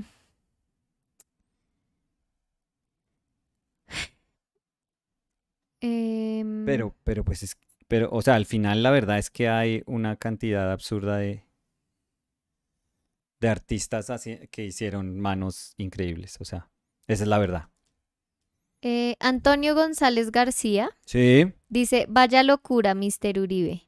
Vaya guantazo que me pega la mano izquierda primero y la mano derecha Uy, pero segundo. Un abrazo para ambos. esto está teatral casi. Pero me gustó, me gustó. Em, Darian, siempre digo Darian Gallardo dice, Nico, ¿qué tal los ánimos con los resultados del partido? ¿Cómo te sientes? No soy del Liverpool, pero Eh, se lo merecía. Por cierto, me encanta la pintura de hoy. Y después dice, quiero decir, se merecía ganar. bueno, yo soy de los que creo que no. En el fútbol el que gana es el que gana. Ya, fin. O sea, porque uno nunca se va a acordar de quién se mereció. Si a mí me dicen, oiga, ¿se acuerda de la final de la Champions tal? Y uno dice, ay, me acuerdo que ese fue el año que ganó el City, o no, nunca el City, el United, sí, el United. Y, y uno dice, Lo hiciste a propósito, y uno dice, Nicole. sí, hijo de madre, es del City. Y uno dice, me acuerdo que ganaron y me acuerdo del partido, pero uno nunca sabe, oiga, y el otro equipo se comió goles. Bueno, yo me acuerdo, por ejemplo, cuando, si hay una final de Champions que de verdad mereció ganar un equipo sobre otro, fue Chelsea-Barcelona, que Iniesta hace ese gol al final. Mm. Y, pero me acuerdo que ese partido se lo robaron al Chelsea, la verdad. Ese partido es como se lo robaron. Pero la realidad es que este partido no se lo robaron al Liverpool. O sea, es un partido que yo que detesto al Real Madrid, porque no me gusta y nunca me gustaba. O sea, incluso cuando jugó James, era hincha pues de James. O sea, No, pues uno quiere que le vaya bien a James, pero un sí, yo colombiano es hincha de tampoco. colombianos. O sea, A mí el Real el Madrid, Real, sí, no, el Real lo me, siento mucho, pero no me gusta. no, no, no, es un cementerio de buenos jugadores. Ellos por años compraban jugadores que eran geniales y los... Yo estaba siendo súper vaga con mi respuesta Sí, para no ofender a a los ningún madridistas. hincha y tú, un cementerio de buenos No, no, jugadores. a mí, sí, a mí no me... No me El gusta. Real es un banco, eso no es A mí un no me gusta. equipo de fútbol. Pero Ay, me cuentas. crédito donde lo merecen porque pues le jugaron un partido al Liverpool pues perfecto. O sea, la verdad jugaron perfecto. El partido que tenían que jugar se hicieron, o sea, Carvajal jugó como nunca ha jugado en su vida. em, eh, Militao jugó increíble. Mm, Fede Valverde jugó sí, impresionante. impresionante. Entonces hubo resto de jugadores que uno decía, jue madre, se tienen que jugar el mejor partido de sus vidas. Y se lo jugaron. Sí. Y entonces ahí ya uno dice, porque uno dice después, bueno, y del Liverpool, ¿quién jugó increíble? Konaté de pronto, o sea, de pronto si acaso, y ya. Porque uno no puede decir, uy, pero es que en el Liverpool tal persona jugó increíble. No. Y ahí es donde uno empieza, no, pero es que si Sadio hace el primer gol, ese que saca Courtois y que la manotea Courtois y pega en el palo, Sí, que uno además es que dice, Courtois estaba no, Courtois, como sí. Y uno decía, si va a ganar el Real, Courtois tiene que jugarse el partido de la vida y Courtois ese día nadie le iba, o sea, nada, Dios no le hacía gol. nada entraba a ese, sí. Es un monstruo, jugó como un monstruo, tapó Mm. como un monstruo. Entonces, ahí es donde uno dice, ah. Y la que tuvieron ellos, la única, aparte del fuera de lugar ese que fue el gol anulado, la única que tienen, pues hacen gol y ya. Y la única que tienen es como todo lo que se sabe del Liverpool, que es como, oiga, si usted ataca a Trent, él se duerme. O sea, si usted corre detrás de Trent, él muchas veces se duerme. Y él no va a estar pendiente de esa corrida como al segundo palo. Y pues ya, o sea, literal. Y fue gol y ya, y no había, o sea, uno se empezó a dar cuenta como, oiga, no hay manera de que vaya a ser gol Liverpool. No hay, hoy no hay forma de que haga gol Liverpool. Mm. Entonces, duro, pero pues eso es, yo no sé, a mí me gusta mucho el fútbol, entonces uno ya, y pues uno siendo colombiano también, uno hay veces sabe que pues hay días que no salen las cosas, hay partidos que no, ese partido no lo iba a ganar el Liverpool, nunca, Mm. nunca. Entonces, Pues es que yo creo que lo que hablábamos tú y yo mientras pasaba el partido, que para que lograra como desequilibrar por lo menos al Real, tenía que meter el gol al puro principio. lo tenía, sí, O fue, o sea, sea, el Liverpool le apuesta siempre a porque posesión de balón, primer tiempo, toda, el Liverpool, sí, toda. todo el tiempo, exacto. Ese gol Y anulado si, fue la única llegada, exacto. Y si a eso se le, pero si antes de ese gol anulado, porque ese gol anulado fue el que les dio la fuerza como de sí, empezar a atacar más, pero si antes de ese gol anulado hubiera habido un gol, pues la historia habría sido muy distinta, pero, pues como dices tú, pues es que igual no sirve uno hablar de lo que debió pasar o lo que pudo haber pasado, sí, sí, no hay, no sino tiene que, ningún sentido. exacto. Un partido es un partido y ya. Y Pues y además uno está como tratando de especular, o sea, al final puede que hubieran metido el gol e igual les metían dos goles, tres goles después. Entonces, solo especulando, pero sí, no, y a uno le duele un poco más de pronto porque Luchito la verdad, o sea, toda esa esperanza que el equipo también le estaba apostando a Lucho, pues Carvajal y Militao lo Mm. volvieron nada. O sea, No, hubo una en específico que que estrelló contra los Carvajal se dos. paró, sí, pero Luchito se estrelló como si se hubiera estrellado contra una pared.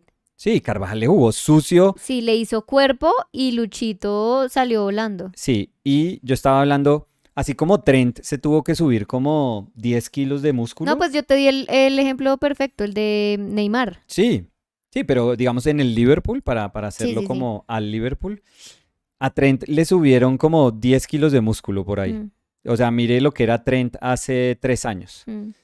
Y, y a Luchito yo creo que le van a poner un Pues nutricionista. igual ya los tienen. Sí, pero, o sea, ahorita le van a poner como algo súper juicioso porque uno se dio cuenta que Carvajal, que era como un volardo, lo estaba, o sea, le agarraba la camisa, pero Lucho también, y Lucho es un jugador de fútbol, él sabe Sí. que le van a jugar duro, pero no podía hacer nada, Mm, nada.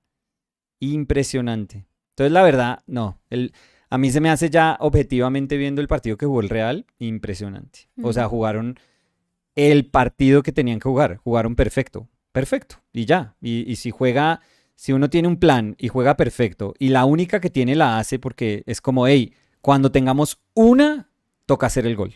mm, Punto. O sea, si tenemos una medio oportunidad, toca hacer el gol. mm. Y lo hicieron, pues ya, chao. Eso es Sí. jugar perfecto. Alejandro Morales dice, Dani, en la paleta debajo del negro hay una cabeza de una chica con afro mirando hacia arriba. Ahí abajo. Te bajo el negro, pero es que este es el negro. Sí, pero no se alcanza a ver, se alcanza a ver una partecita Ah, nomás. ni idea. Te dejo a ti a ver si Uy, lo... no veo, pero de pronto podemos hacer... Ah, pero creo que Alejandro no tiene redes sociales. Hmm. Abajo de el como blob de pintura o abajo de ese que parece, dice abajo. Abajo. Mm,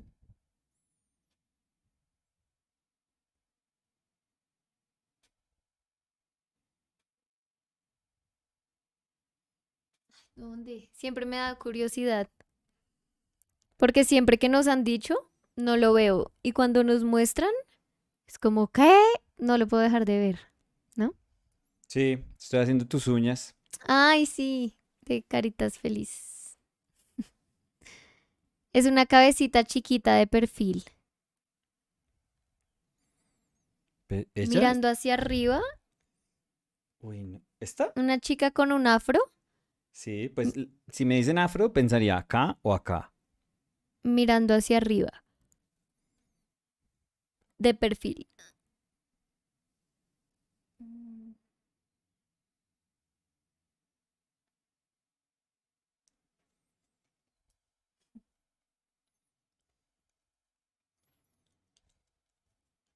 Sí, Nico, la de abajo. ¿Esta? Es que Perfil, ¿se le ve la nariz? mirando hacia arriba. ¿Esta será la naricita? ¿Y este es el este? De pronto.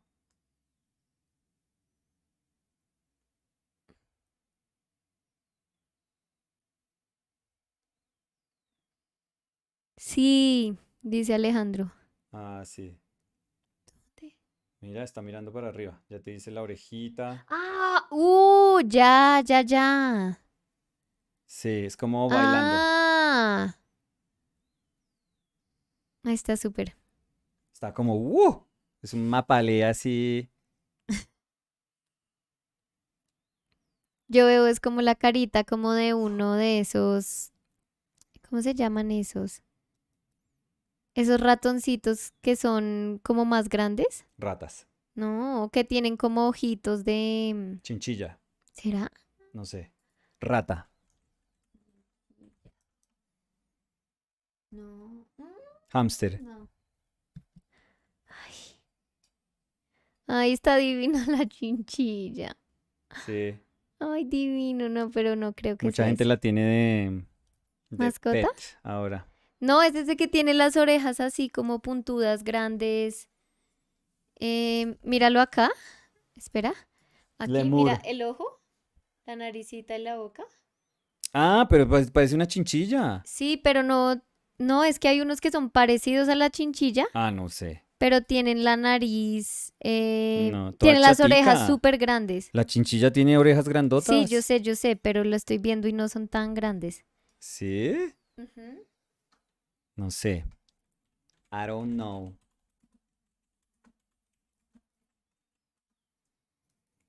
Eh, se llama- Son como cafecitos, como, Chinchillas. no, como amarillo ocre. Eh, Rata canguro. no. Curí.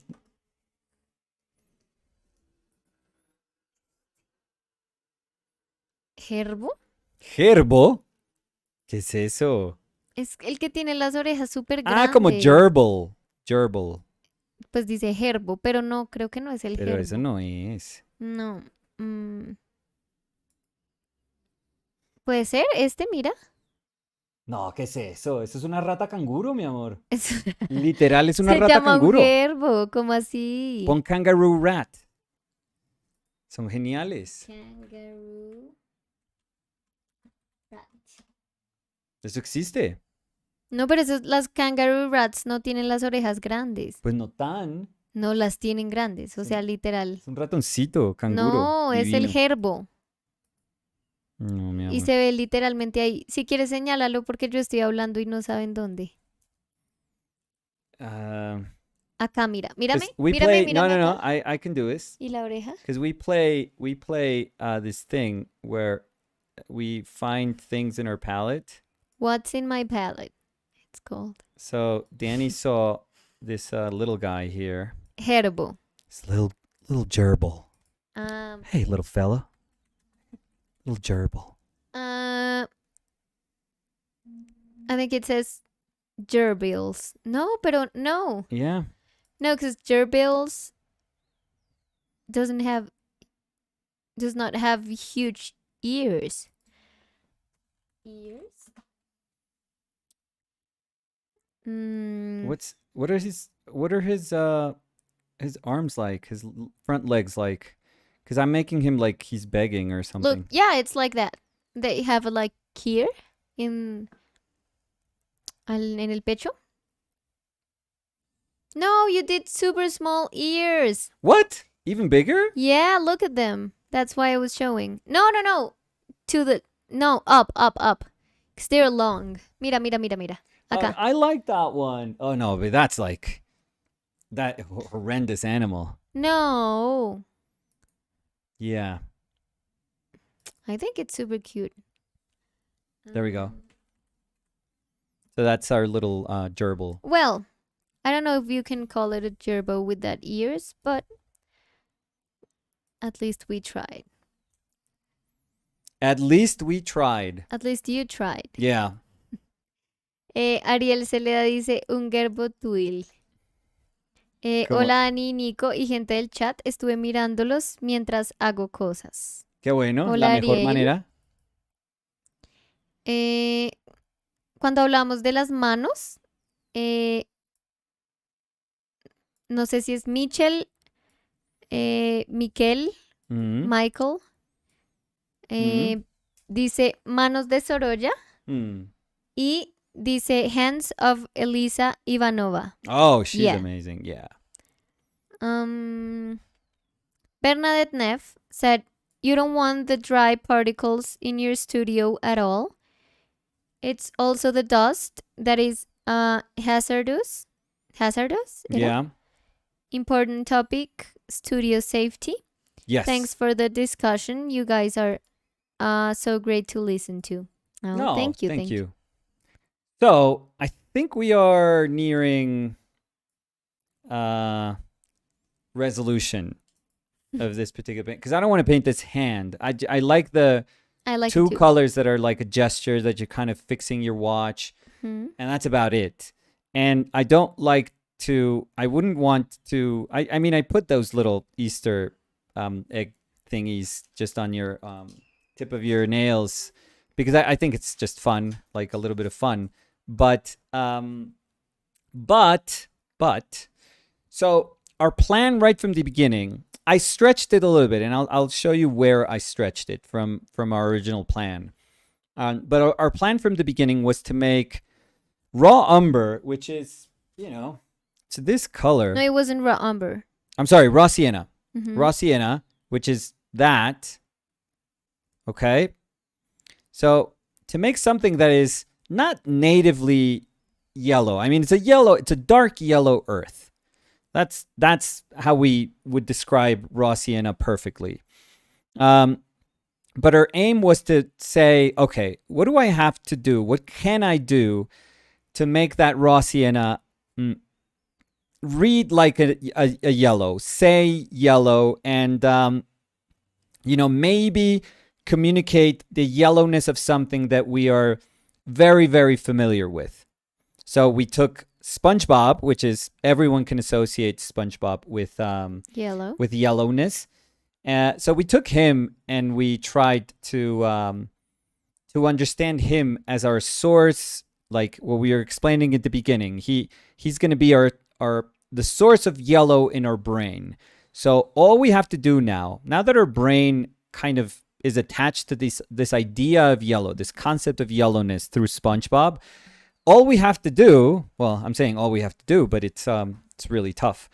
But all we have to do is execute a painting where raw sienna can shine as our soul yellow hue. And that's not easy. When you think about it, it's not at all easy. Because then you have to choose everything else that's going to surround this yellow, everything else that's surrounding this yellow. And you're going to say, how can I push the colors and the values that are surrounding this yellow so that when I get to my yellow, everything about that moment says something so different from everywhere else in the painting that your brain just goes, oh yeah, yellow, for sure. That is yellow. So what can we do? What I wanted to do was to drop little moments. I mean, there's purple and raw umber here. There's purple here. There's purple in that sleeve. Dioxazine purple, by the way. And I started dropping like little hints of purple in the hand just so that, that yellowness will vibrate against that purple. And you're probably noticing that purple a lot more because of that yellow also.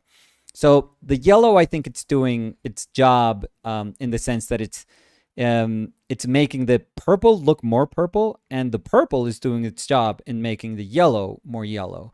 Now, the only thing is that purple is quite saturated, I would say, relative to everything else in our painting. So it may grab a little bit of our attention away from our SpongeBob clock.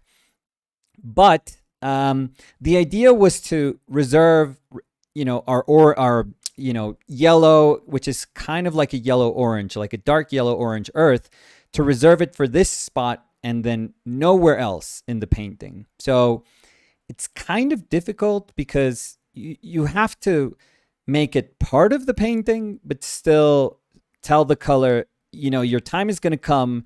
I just need to prepare everything around you so that when I put you there, it's going to make sense. And again, no sort of, weird stuff in this painting. It's just a little, bit of color right next to another bit of color. Nothing weird, nothing fancy. We're not stretching our paint with medium. We're not making transparencies. Most of these colors are pretty opaque. So there's not much that we can do except fundamental painting. So just mixing here, putting paint down, and just noticing, okay, this little bit of paint is right next to this, right next to this, right next to this. How can I make things look greener? How can I make things look yellower, purpler, more purple, redder? So that was the whole point of this painting. And I think we did as good as I can execute this painting. I'm sure under more just more talented hands, there might be ways in which we could push, or in which you could find another palette that could push the yellowness here. But I'm pretty happy. I would say that, you know, understanding that little bit of yellow and giving it character, um, is good. It, you know, with this exercise that we just did, I'm pretty proud of it. I think Mm. it's very difficult. It's certainly not as easy as you would think it is. So I'm super happy that I gave myself the chance, and I, you know, I kind of pushed myself to try and do something that's a little nonsensical, to be honest. Um, I wasn't going to introduce green, because green would mean that I would have to take that raw sienna and mix it with my ultramarine blue.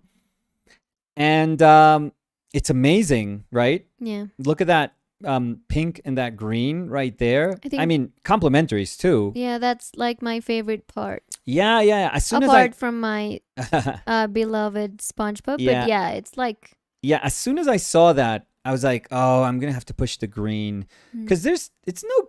I don't know if you guys saw it when I was mixing it. It's not green. mm, It's like this, you know, vomit earth. That, gray. Yeah. yeah, it's so gray.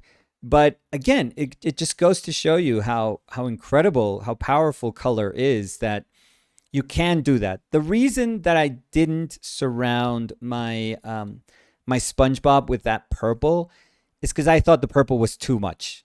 It's because it's very strong. It's super strong, and I was very scared that the purple would swallow. It was so saturated that I was like, oh my god, maybe this is gonna swallow my SpongeBob, and I don't want that. I want SpongeBob to feel like it has a place, but I don't want to put a color right next to it that is so vibrant that suddenly it makes us remember that that yellow that should be vibrant enough to feel like SpongeBob is now not even close, because the purple is the one that's speaking about saturation. So I would have wanted to surround him a little bit. I would have wanted that purple to get a little closer to SpongeBob, just so that, you know, the when the two met, it felt a little more contrasty in terms of complementaries. But I'm kind of scared to do that. We could give that as, you know, right now that I'm talking, I'm I'm telling myself to try and do it in some little areas, but let's see. Nothing crazy. We can't do anything super crazy, because it won't work. If we go overboard, it won't work. Um, you okay? Yeah. Gluh.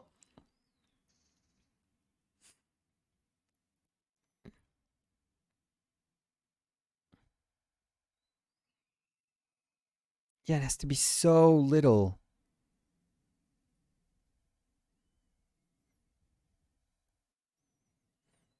And the things I also want to say arm, because I think if I drop a color, just if it feels like a color that's out of nowhere, um, I don't want you to forget that there's an arm there.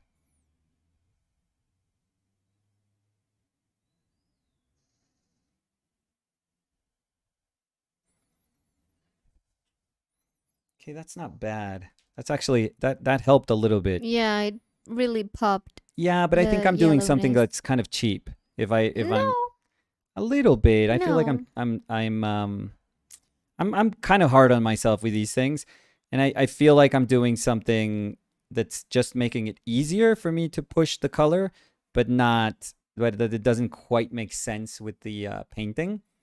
So that's the wonderful thing about color. If you put something that's complementary right next to something else, it will make it pop. That's as simple as that.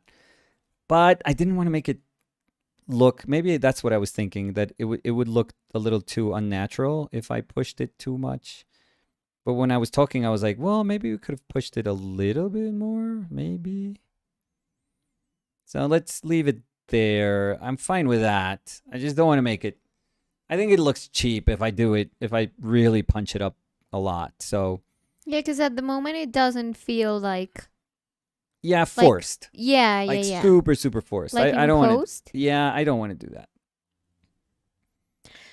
But anyways, that looks a lot yellower. You know what I think that would What's that? be good kind of thing to do? Tell me, please.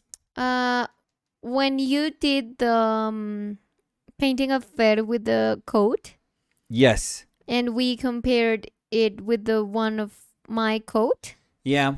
I think it would be super cool to have the one of Fer with the coat right next to this one to kind of understand Yeah. So how. we could do that. By the way, we haven't been able to ship those because permits are taking. Super long, yeah. Yeah. Sometimes it's very frustrating, but those paintings are going to be shipping Wednesday. Yeah. So So, yeah, we could do that. So could we, before doing that, could we What? kind of agree that that's yellow? it looks super yellow. So I mean, well, I can't quite see it. Well, hopefully, but I'll trust you. I can't see it. No, no, no. it easier for you. No, it's okay. No, I don't even have my glasses, so yeah, it's okay. It's okay. Then. No, that's awesome. Yeah, that's pretty good. Yeah, that's actually looks good. I think it looks a little yellower on screen if I have to if I'm being super honest here. But but if we can agree that that's a good effort in trying to make this moment of the painting look as yellow as we can make it. So let's keep that in mind. And then let's look at another example of yellowness to see how far we are, straying from this idea of yellowness. I think so. So that's our yellow today. But if we had thought about painting SpongeBob, we could have easily said, oh, I need my bismuth yellow, or I need a lemon yellow. So think about that and then look at this. So that is a slap of yellow to the face. That's a Will Smith of yellow. So look at that. And look how far we are from that yellow. Look, our yellow, I'm putting it kind of right next to, well, we could probably do this like this. Look at that. We are so far from that yellow. So far. We're making our life so miserable by saying we're going to say it with raw umber, with raw sienna.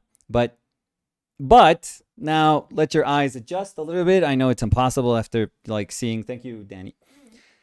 After seeing that, but when we look at this, and our eyes kind of settle, we realize paintings are their own universe. Like a painting doesn't have to obey this.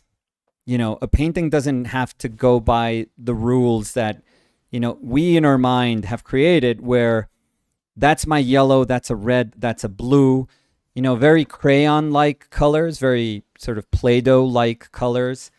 No, a painting is a separate entity altogether, where the coolest thing that you can do as a painter is that you're in charge of establishing all these cool rules, and rules that have to do with composition, proportions, and color relationships.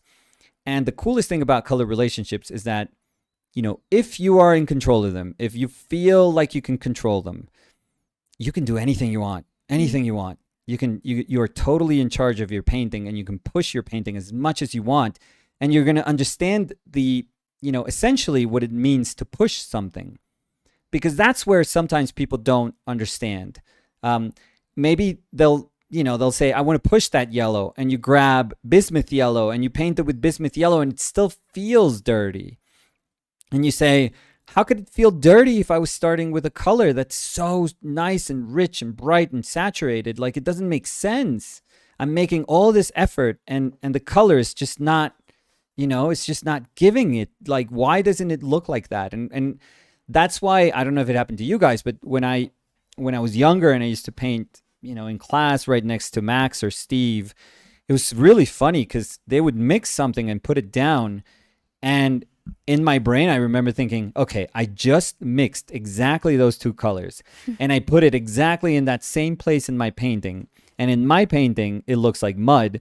And in Max's painting, it looks like this gorgeous green. Like, how does that work?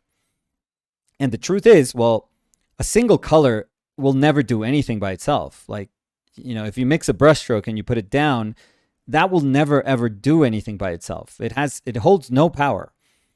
But what you can do is just start to choreograph, all these sets of relationships throughout the painting that are going to prepare that painting so that when you do put that brushstroke down, the greenness about it just kind of zings. And that's what Max would do, beautifully. And that's what Steve would do amazingly. And that's what us, when we were starting painting, would fail at miserably. And, years later, it's still tough. These exercises in color are super fun to do, but it doesn't mean it's easy. I had to be super, super mindful and responsible with responsible, right? As I draw a chinchilla and, this lady kind of dancing here. But I had to be in my own, brain responsible and respect areas of the palette and respect my brushes and where I was mixing what. And I think that discipline shows, that you can pull off something as simple as this with variables that are not really meant to be there to help you, to aid you in trying to do something like this. Because color can help you, if you are wise, but it can't get you out of trouble. Like, if you rely on color too heavily, on the inherent properties of a color too heavily, then that's not painting. That's just putting something down that it's like, oh, this color is super nice, I'm just going to squeeze it on top of my painting. Fine, you can do that. Like, anyone can do that. Like, painting nowadays, it's anything. So, of course, you can do that. Nobody's telling you that you can't do that. But the thing is, you're never going to understand that color wholly if you're just relying on the prettiness of that color to do the job for you. You have to be the painter. You have to be in charge of everything, all the variables that go into your painting. So this is these are exercises, but they're also, and then hopefully are kind of cool, exciting things to paint. But they're there to remind us that we are in control of this painting, and we should never like shy away from wanting to be in control of a painting. The only reason that many times we don't want to deal with those things is because we don't know what to do. We don't know what to expect. We don't feel like we understand what we're doing. And then we say, no. I want to be free or experimental or expressive or chaotic, because that way I'm just kind of, shoving this responsibility that I should have in my painting. I'm kind of, displacing it and putting it to the side and saying, no. I don't want to deal with you. I'd much rather just be free and happy and do the painting that I want to paint, which is kind of weird because we want to be free and happy, but we get frustrated when the painting is not going the way we want it to go. And the answer is not more yellow. Just put more yellow. Well, it's not yellow enough. Then go buy another yellow that's yellower, that's more saturated. So if you're always just like, if your answer is always going to be just punch it up, put more. It also is speaking about your lack of control at the fundamental, at the base of your painting. Because in theory, we should all be able to say, hey, I was giving this bit of mud, make it look like something that's like super nice and rich. Make it look like something that's amazing. And granted, in here, we were hindering ourselves a lot more. We had almost like a handicap because we're not using things that indirect painting does beautifully. If we were able to make like an underpainting and start glazing and then, introducing more opaque paint, we can start to expand the range of possibilities that using that raw sienna would allow us if we were thinking about it almost like not so much as a solely opaque color, but also as a transparent alternative. So there are ways in which we could expand it. That's what, high Renaissance painters and Baroque painters did so beautifully. That's what they taught us. But if you notice that these exercises, they feel simple and they almost we kind of scoff at them because we say, come on, of course it's easy. But we try to do it and we're like, oh my God, it's not that easy. We should realize that that is speaking about our fundamental painting. That is speaking about what we are at the core of our painting. And if we notice that there are, voids there that we don't quite understand, first thing that we have to know is like deal with them like head on and say, I don't get this. I don't understand this. I'm going to do a bunch of exercises that are going to help me understand this. And hopefully you'll be able to diagnose yourself after a while and you're going to say, I have no discipline in my palette, or I don't really understand color theory. It could be as simple as that. And we have to start from the beginning. And that's fine. But the important thing is to be honest with yourself and to say, okay, what sort of painter am I? Am I not being able to move forward because maybe there are things that are super, super fundamental, super simple, basics that I just didn't pay attention to at the beginning, and I just wanted to kind of move forward, and I went to, run before knowing how to walk, and I've been painting like that for 20 years, but the truth is deep down inside, I know that I don't know these things, and it's very shameful to admit it, and to admit it to myself, it's actually even harder. If you're noticing that that's the case, don't worry. Like, there's nothing shameful about it. You just, and these are things that you can do with yourself. So start, doing very basic exercises. And this is just simply one of them. It's an easy way to say, how much can I push this? How much? And when saying how much can I push this, and by push this, I'm meaning the yellowness that is, deep down inherent to raw sienna. When you're saying how much can I push this, you're going to have to define the variables that you are willing to put right next to that raw sienna in order for you to do, what it is that you want to do. In my mind, I just wanted like a rosier hand, more neutral kind of space, and then suddenly this introduction of yellow. And since I saw that purple as being kind of analogous to that rosiness, that cool rosiness, I was like, okay, that's not going to look out of place, and I'm going to hopefully help my painting by pushing some of that purple closer to the yellow. I pushed it closer to what I would have wanted to push it right now, but just to push the yellowness so that they're in contact, so that they really, really relate to each other. But I could have been a little more elegant about it, and it would have been okay too. So that was my plan from the beginning, and I hopefully you guys feel that it was well executed, solidly executed, It which was is super solid. yeah, it's as good as it's as good as we can try and execute something. I feel just hey, if we had a plan, when we stuck to the plan and we were disciplined, and then we assess our painting in the end and we say, yeah, it works, then good. That is awesome. Because right now it's a hand with a SpongeBob, watch. And to me, that's a cool painting because it speaks about us, and it's something that's of value to us. Mm-hmm. But if this is not for you, fine. But fundamentally, you now know that you can construct paintings based on color relationships, and that if you're disciplined, and that if you give it a little bit of thought and plan things out as to how you're gonna build the relationships of this painting, you are going to be able to execute on it. You are, and that's the best.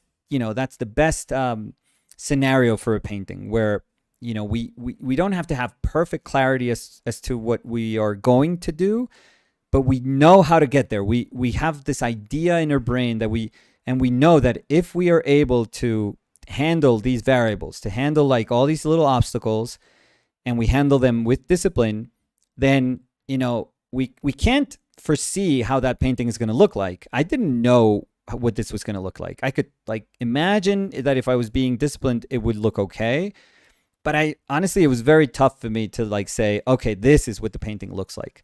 I can't envision it because I haven't really. I mean, if you ask me, hey, have you ever painted with titanium white, raw sienna, cad red, raw umber, ultramarine blue, and dioxazine purple, I would have been like, what the hell is that? What is that palette? What does that even mean? That's a strange, strange palette.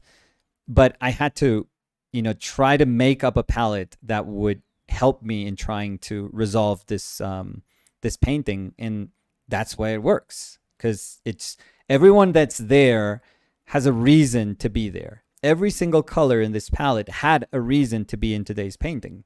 That's what your palette should look like. Mhm. If you're using a palette of 5 colors, but you only use 3 all the time, what are you using the other 2 for? Take those out. If you're using 4, if you put 4 colors down and you only use 3, put that 4th color out. Like, take it out. Take it out of the palette, because you're not doing anything with it. So why put it down? It's like, no, well, it's in the off chance that nope. Every single painting that you make has to come from this. If you need less to do a painting, put less. Put less. Because there's nothing wrong about less. Nothing. Absolutely nothing. What's wrong is not using a color that you put down, that you're always putting down. It's like, oh, I barely touched my yellow. That would tell me, don't put the yellow down then. You don't need yellow. Unless when you look at the painting, you're like, okay, that's like red dominant. Did you want to do that painting? No, I wanted to have oranges and yellows. And then you would be like, yeah, but you didn't use your yellow. Why are you not using your yellow then? Oh, because I'm afraid of that color. Okay. So now we have like a basis to start to say, why are we scared of like certain color theory? But easiest thing to do at the beginning is to say, if you put something down, you're going to use it every single time. If you put 5 colors in your palette, you're going to use those 5 colors with every single painting. If you put 10 colors, you better use those 10 colors every single time. Because if not, why the hell are you putting 10 colors down? Why are you buying 10 colors? It doesn't make sense. So, yeah. So that's going to be it for today. Mm-hmm. Hopefully that was, I don't know, vaguely academic as SpongeBob could be. So you guys can let us know if that was helpful. Thank you again, everyone, for being here. Yes. We'll see you tomorrow. Yes. And remember, we have a storefront, Yes. a webpage. Yes. Ourpaintedlives.com. Ourpaintedlives.com. Yeah. We're not going to burden you with the 6 other URLs that domain names that we bought. Ourpaintedlives.com is good for today. Werecow.com. Maybe Maybe boiled lasagna ghost. cadaver and boiled ghost. So yeah, thank you everyone Yes. for being here. I'm extremely happy that you painted SpongeBob. Yeah, first. I no. love it. Well, second time I painted SpongeBob. When? Oh, I remember. I know. I remember. It makes me really sad that you don't remember. I'll leave that for you as No, wait. as Tell homework. me. So in the lasagna cadaver week, Mm-hmm. literally in the lasagna cadaver week. So the first painting of that week was you holding Howie's sculpture of Yeah, SpongeBob. Javi's painting of SpongeBob. Yeah. Painting slash sculpture, yeah. So yeah, yeah. I remember. I My didn't. paintings, I remember sadly I remember every painting I've No ever way, painted. sadly. I Because mean, some of those are fist pumping babies with butterfly wings and a strawberry that's the one you covering can their never little penis. forget. So Yeah, that's very so thank you everyone. Thank you. And we'll see you tomorrow. Tomorrow. Bye everyone. Bye.